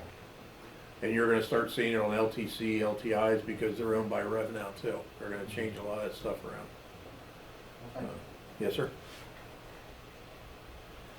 Inside the console, you have your intercom system, safety and warning decals along with icing and wind warnings. Then you have a FLIR monitor. It is a fixed position thermal imager. I haven't monkeyed too much with this one, so I don't know whether it has a zoom feature on it or not. Okay, that you can zoom in, but I do know you can't move the aerial or the camera. You have to move the aerial. All right. In reading the spec this morning, it is a wireless system, according to the spec. It was Wi-Fi or wireless communication between both stations. And I spoke to somebody, not sure if it was Yeah, they had a problem with the wireless, so. yeah, they couldn't get the Yeah. one on The the turn. monitor, it just wasn't good quality, and Yeah. so we went wired. So you went wired, okay. Because I didn't see it, I was looking for a change order because it looked wired to me and I thought, Yeah, no, it is, and so that was the original, and it just. they- okay, so you didn't have the the quality function- because, Yeah, they were having issues with it at that time, and so we were like, why chance it? okay. Yeah, because if you try to put a monitor on the pump panel, and I've seen units with them, it loses the shielding going through the swivel. And therefore you get the RF interference and everything else. So I have seen wireless ones on the pump panel, but they were super high end and it still had RF issues. But anyway, it should have a day and nighttime mode, so you can actually see it a little bit better. But I'm not sure if there's a zoom or not, so I'm not going to sit here and lie to you. Also, on both trucks, you have, these are called go lights. They're spotlights. Directly above the driver and the officer, you have a little joystick, remote control, and you can spin them around, use them as spotlights, whatever you need to do there. Then your brow light on the front of the truck is this bar, and your side lights are also the LED bar. Do not drive around with that light on at night. You will blind people coming the other way, okay? The overload lights, again, are right here, left and right hand side. Now, your intercom, upper left hand side of your aerial, you have a hands-free system. Inside the console lid, you have your push-to-talk button with your master or primary station, primary station. If you can't hear what they're saying to you, you adjust the large head or the large knob on the intercom control. In order to talk to them, you push the button to talk. If they can't hear you, you adjust the volume control on the little knob. Okay? I am going to caution you, gentlemen, that when you are up there at the tip, if the turntable operator has that knob wide open, anything you say will be heard on the ground and around the truck. So you might consider using your community-friendly voices. Okay. Up here at the tip, you have your tip light on the right-hand side or left-hand side. Your monitor control is also on the left-hand side. Of course, your FLIR is over here. Then you see this black loop right here. Oops. Why did it? There we go. That black loop is your lifting eye. There's one on the right side, one on the left side. Each one's rated 250 pounds, 500 pounds combined. If you're going to combine both of those eyes, your attachment strap or appliance cannot have an angle any tighter than 30 degrees. Because if you're tighter than 30-degree angle coming down for the center pick, it puts too much of a side load on it. Okay? That would be the shared load technique. Then on the bottom side of your monitor right here, you have your TFT gate with a 2.5 discharge. This is the gate, has a wheel valve on the top with a little indicator arrow that says open and closed or open and shut. That's the one you leave open all the time. That way if you're short-staffed, you can still go defensive without somebody being at the tip. Weekly, you want to exercise it, open and close it. Make sure it works. Scenario, got a car fire in a parking structure or a non-standpipe apartment building on fire in an elevated position. We want to use the aerial as a standpipe. So at that point, you would put this up in a position, the aerial, hook your 2.5 to your deuce and a half valve, close the butterfly, and charge that valve from your aerial discharge on the pump panel. There is I call it a dog bone, but there is a quarter turn handle on the backside to open and close the ball valve. At that point, you extend the line into the structure or into the parking garage where the car fire is, hook up your high-rise pack, which is normally a gated Y, that goes from 2.5 to 1.5 inch. Use your 1.5 or 1.25 tack lines, your gated Y, extend them in the building, which are normally about 200, 210 feet. Go to work. Do not retract it. Okay? Because you have all that hose hanging out the window if you do.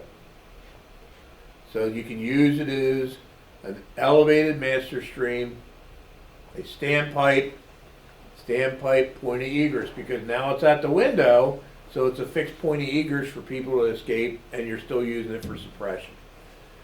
Across the commercial roof, different things, there's all kinds of options there.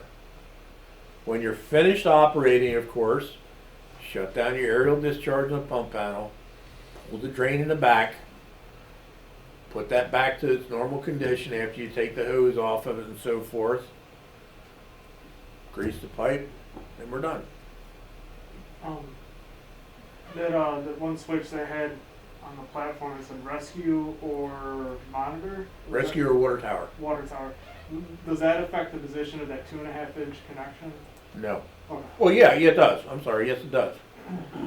Because if it's in the rescue mode, it's going to be attached back on the midsection. So you've got 30 feet of ladder up ahead of you. Okay. Now, if you're sitting there where it's not even extended and it's fully retracted, no, then it won't make any difference. But the purpose of that would be to use it as an elevated standpipe. So therefore, you're going to be multi-stories up. So you want to do your waterway selection. Okay. Anytime you use that monitor, whether it's an elevated standpipe or for surrounded ground or the nozzle for water tower, you want to have that switch in the water tower mode. The reason most Quint companies carry it in the rescue mode is that way they can do a quick rescue without worrying about the monitor being damaged. So you go up and do your quick pick, or maybe you roll up and you got to go defensive right off the bat. When you head to that turntable, first thing you do after you open the lid is flip that switch. Let it start transitioning.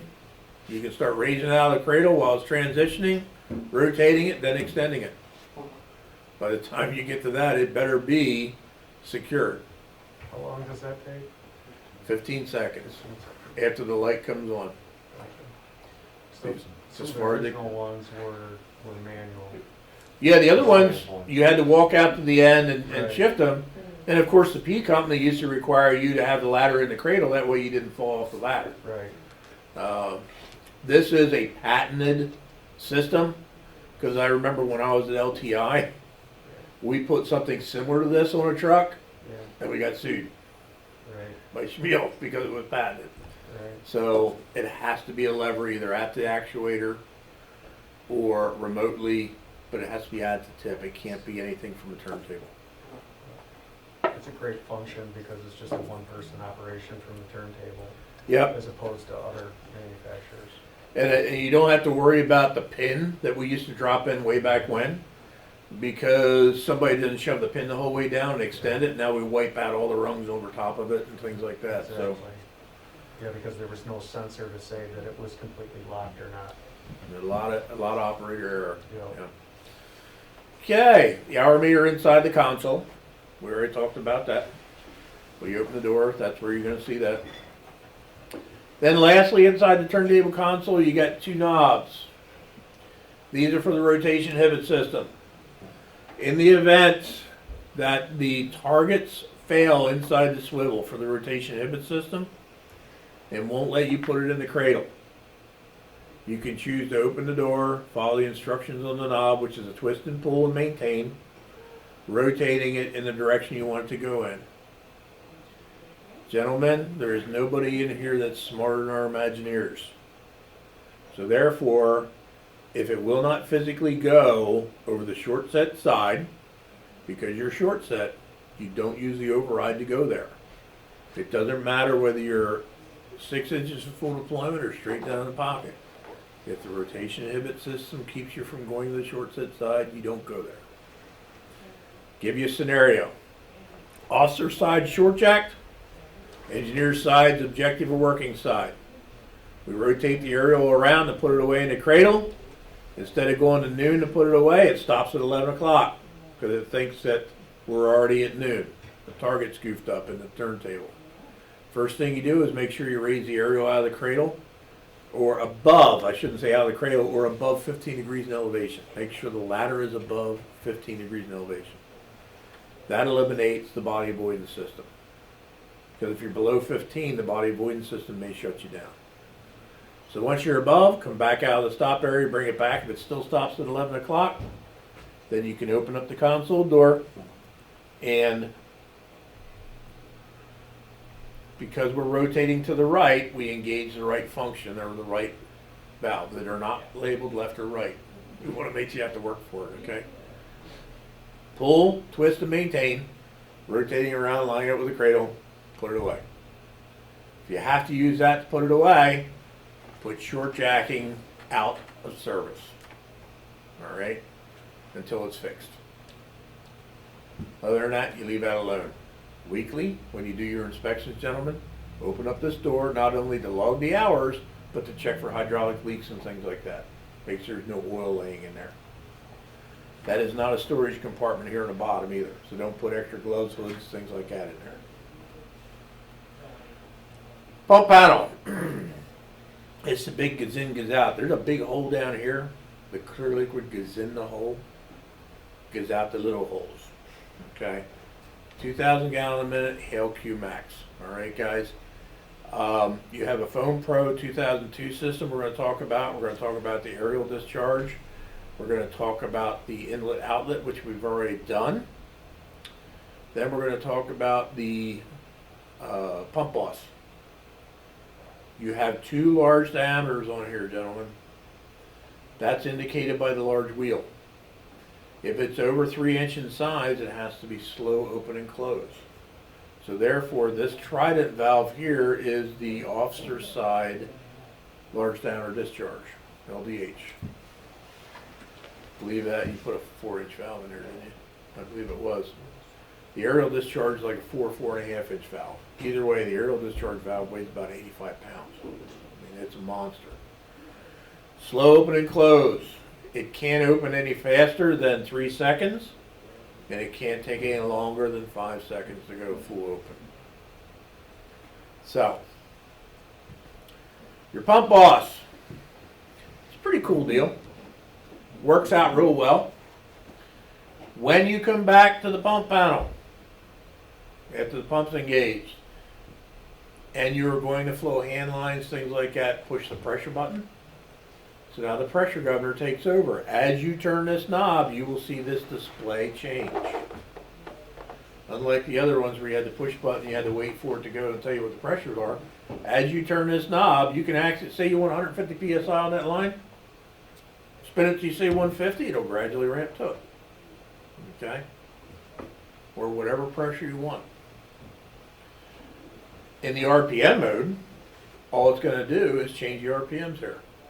You have no discharge pressure protection in the RPM mode. So if you have hand lines flowing, you need to be in the PSI mode. No different than the pressure governor you have on your current engines. It's just a different manufacturer. Okay? In this display also, you have a menu button here.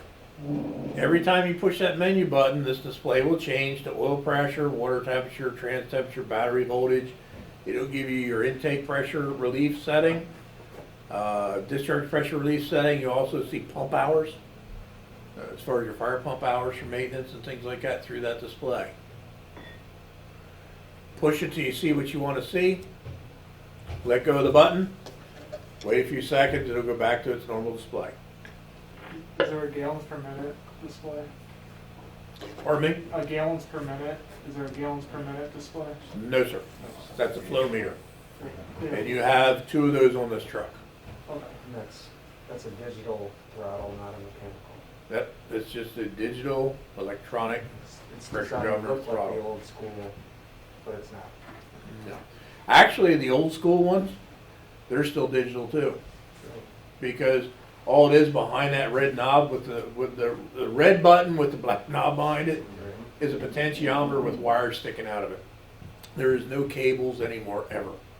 It's all done through the ECM of the engine. And what year was that? It would have started in when they came out with the 60 series engine in the early 90s. That's what I was gonna say. Is Yeah, the early 90s it would have started then. We had some 88s that were mechanical.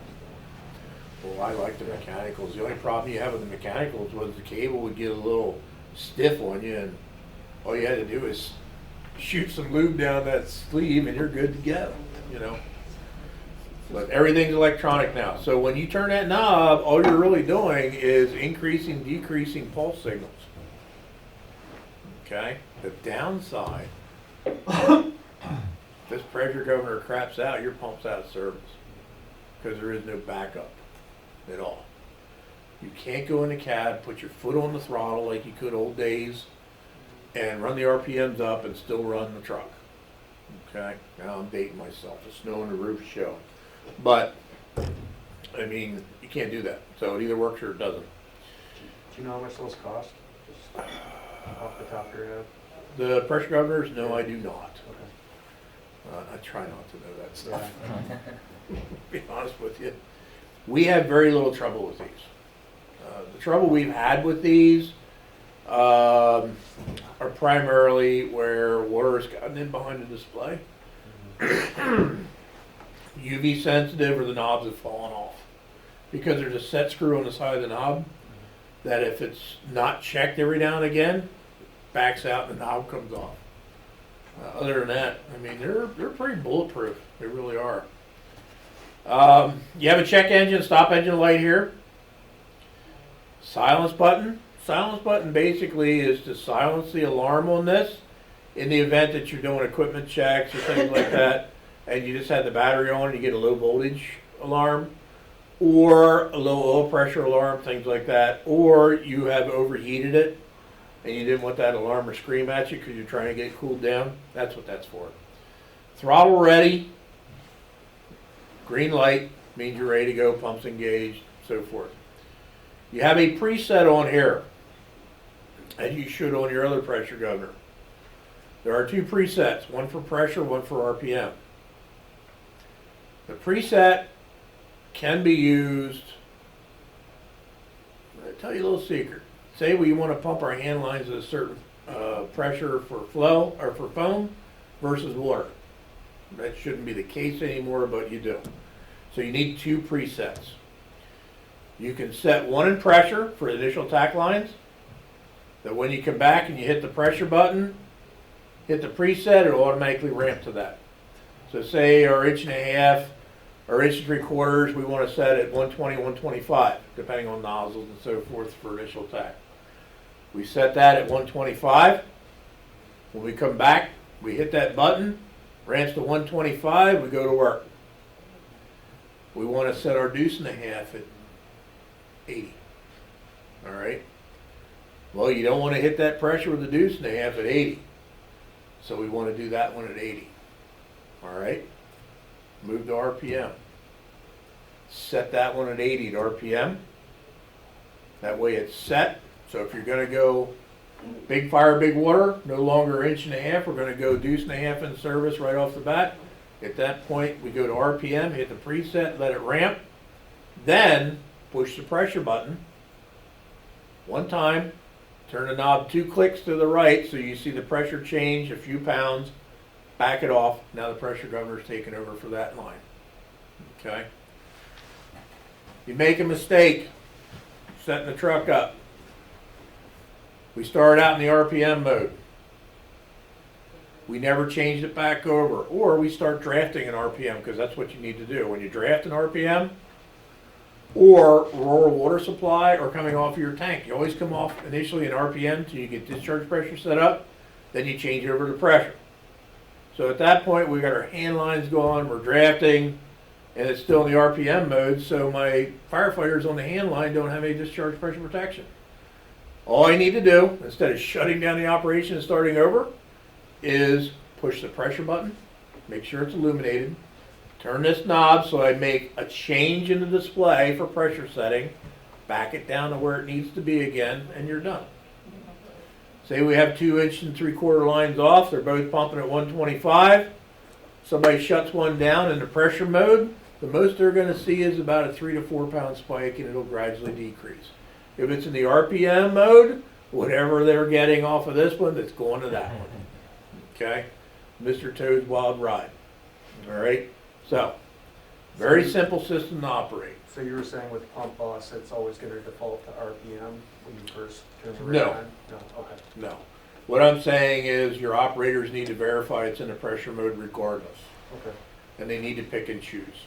all right. I'm going to throw this out here. I'm going to pump in a relay. Okay? So far, we're batting 50-50 for groups. You're the last group. We've got 3 trucks in the relay. 1 drafting, 1 in the middle, 1 at the end with hand lines deployed. The 1 drafting is the pressure governor in RPM or PSI. RPM. RPM. The 1 in the middle, is it an RPM or PSI? RPM. RPM. 1 on the end, of course, is in PSI. Okay, so it's 3 to 1. Make sure you guys get that in the RPM mode. We have had so much trouble, and we had discussions yesterday on this too. We've had so much trouble in the past with pressure governors, regardless of whose it is, that they will run them all in pressure and then they don't work because they're fighting back and forth. Okay? If you are in a relay, whether you're drafting, you're coming off a hydrant or whatever, the only piece of apparatus that needs to be in the pressure mode is the last one. Everybody else is in RPM. The exception to that rule would be that you have a hand line off and they're doing something else off the other engine. And at that point, it's a crapshoot. I've never seen that in a relay because the purpose of a relay is to move water over large areas or long areas. Okay? So, keep that in mind. All right. Foam Pro system. 2001. Foam gauge for your tank level for the 30-gallon tank. Okay? You have a red button, white button, and a select button. With your Foam Pro 2002 series, the way it's normally set up, guys, you have your water tank, the control head, your foam tank with an inline strainer, your pump, it's a piston pump that pumps foam into the system along with a check valve and an induction unit, to a flow meter, to your multiple discharges or mixing manifold. On the Ferrara, if you have 4 foam lines, which I think you do on this truck, trash line, and your 3 pre-connects. At that point, all 4 lines are attached to the same manifold. There's a stainless manifold in the truck that 4 valves come off of that manifold that feed your pre-connects. So if you choose to go foam, at that point you're going to have foam to all 4 of those lines. They are not isolated. If you want to have water, you've got water or foam. If you want to run foam and water at the same time, you're going to have to use one of your discharges on the pump panel for water. Okay? So the way that basically happens is this flow meter senses gallons per minute going into that mixing manifold and going out through. And depending on what you set your percentage at and arm the system, it will automatically inject into that line based on the information the flow meter is providing to the control head. So if you want 1% of foam and you start out with 1 hand line, you're getting 1 gallon of foam for every 100 gallons of water. Drop another hand line. At that point, it senses the increased flow. Increase the injection rate of the foam into that system for 1% to both hand lines in the mixing manifold and so forth. And this system's smart enough, it's going to tell you when you've done something you shouldn't have done. And we'll get to that in a few moments. When you are finished flowing the foam system, you turn it off, flow your hand lines, not at pressure, but just flow your hand lines to clean them out. 5 minutes for Class A, 15 for B, or until clear. Okay? Clean your lines out, clean your nozzles, everything else. This is a wet system, so everything from the tank to the pump and also into the check valve, because it's pressure actuated check, is wet. Alright, so now you have a control head. Of course, on initial power up, it'll tell you high pro.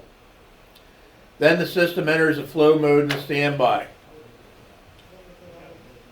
To arm the system, after it's powered up, you push the red button. This light right here will illuminate under on. When you open the bail on your nozzle and you start flowing, at that point the light will start to blink. As the on light blinks, it's telling you it's injecting. And then it depends on where this little button is right here, or this little red light. Up top here you got, let me see if I can pull it up that way. You've got flow, total water, percentage of foam, and total foam. So as you move this little light here, it will change this display.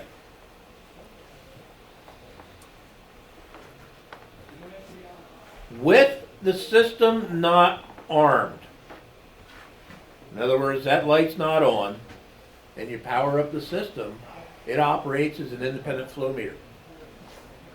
So say we want one of our dedicated foam lines just to run water through it, because we're not going to run foam at all. We can see how many gallons per minute we're putting through that singular line.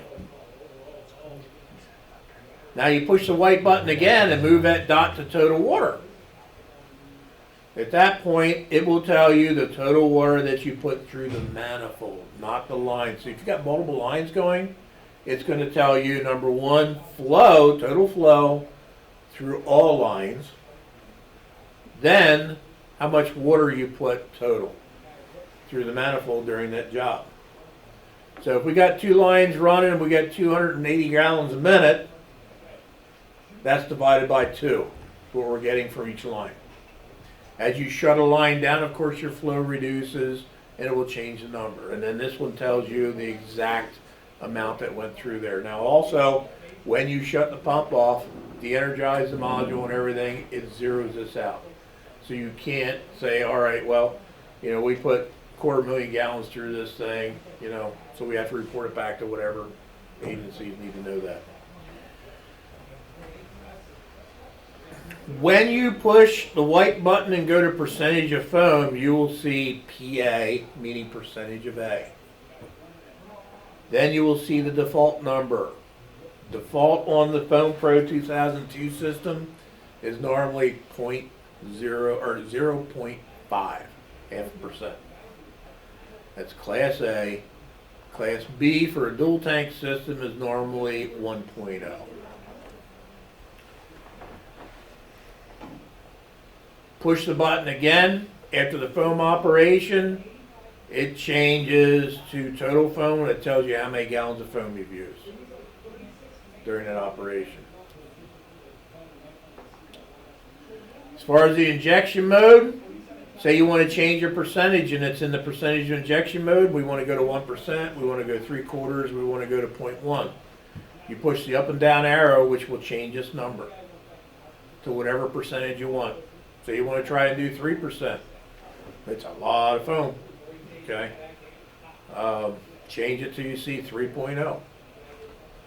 You could actually do 6% or better with this system, the Foam Pro 2002, but it's not going to keep up. With multiple lines, maybe one line. Do not mix product, gentlemen. You do not want to put B in an A tank or A in a B tank. You talk about serious moose snot, you're going to have her. It's going to be a mess, and you're going to have to tear things apart to get it fixed. Not going to worry about the system reset. As far as the concentrates, when the tank gets low, it will display low concentrates. When you run out of concentrate, it will tell you no concentrate, and it shuts the system off for you. Okay? If you have set your percentage too high, your expectations are here, but the system's only going to deliver here. It will display high flow, meaning you're flowing too much and you have to change your percentage. All right? It will tell you when you need to call it quits. You're too much foam. Simulated flow, basically you go through a purging of the air in the system. You can go through a calibration or flush, and that's basically for the technician to where they want to calibrate the system. They have to measure so much foam in a beaker or in a bucket over a certain period. So we don't need to spend a lot of time there. As far as your system maintenance goes, this electric motor is sealed. You don't really need to do anything with it. It's like a Baldor, I think it's a Baldor electric motor. You don't need to do anything with it. You have your piston pump air. As it goes in and out, of course, it will inject, and this is just a cutaway. However, you do have on the side of that an oil reservoir. There are two arrows pointing to one another. That's where your oil level needs to be. It needs to be checked on a regular basis. And there's also a dipstick here on the top. If you unscrew it, it gets to the dipstick and you pull it out and check the level. Annually, when you have your service or pump service done, you want to make sure that you pull the screen out of this thing and wash it out. There's a screen in there that captures debris, and that's in the foam line. On your foam tank itself, you have an on and off valve, and then the foam line, of course, out of the tank line, that's where that screen is before the pump captures debris. Lastly, on the pump panel here, you have your flow meter for the aerial. Open and close the aerial discharge. Slowly open this while you're flowing the aerial. You will see this needle start to bounce, showing pressure. Then you'll see gallons per minute down here. Stop until the needle bounce stops. Then crank it the rest of the way open. That way you have water established and away you go. During the operation, you're going to get gallons per minute here. It's going to tell you how many gallons per minute you're flowing out of the pipe. Also during that operation, gentlemen, if you push this total button, which up here on your pump panel is red, but if you push this total button, the red light will illuminate here in the center and you get a secondary number. That number, you multiply times 100, or I'll dumb it down, just add a 0 to that number. That's how many gallons you put through that pipe during that operation. The benefit is, say we're out here doing a ship fire or something like that on the lake, or we get called for mutual aid, whatever. That'll give us an idea how much potential load we're putting on the structure or onto the ship or into the hull or things like that.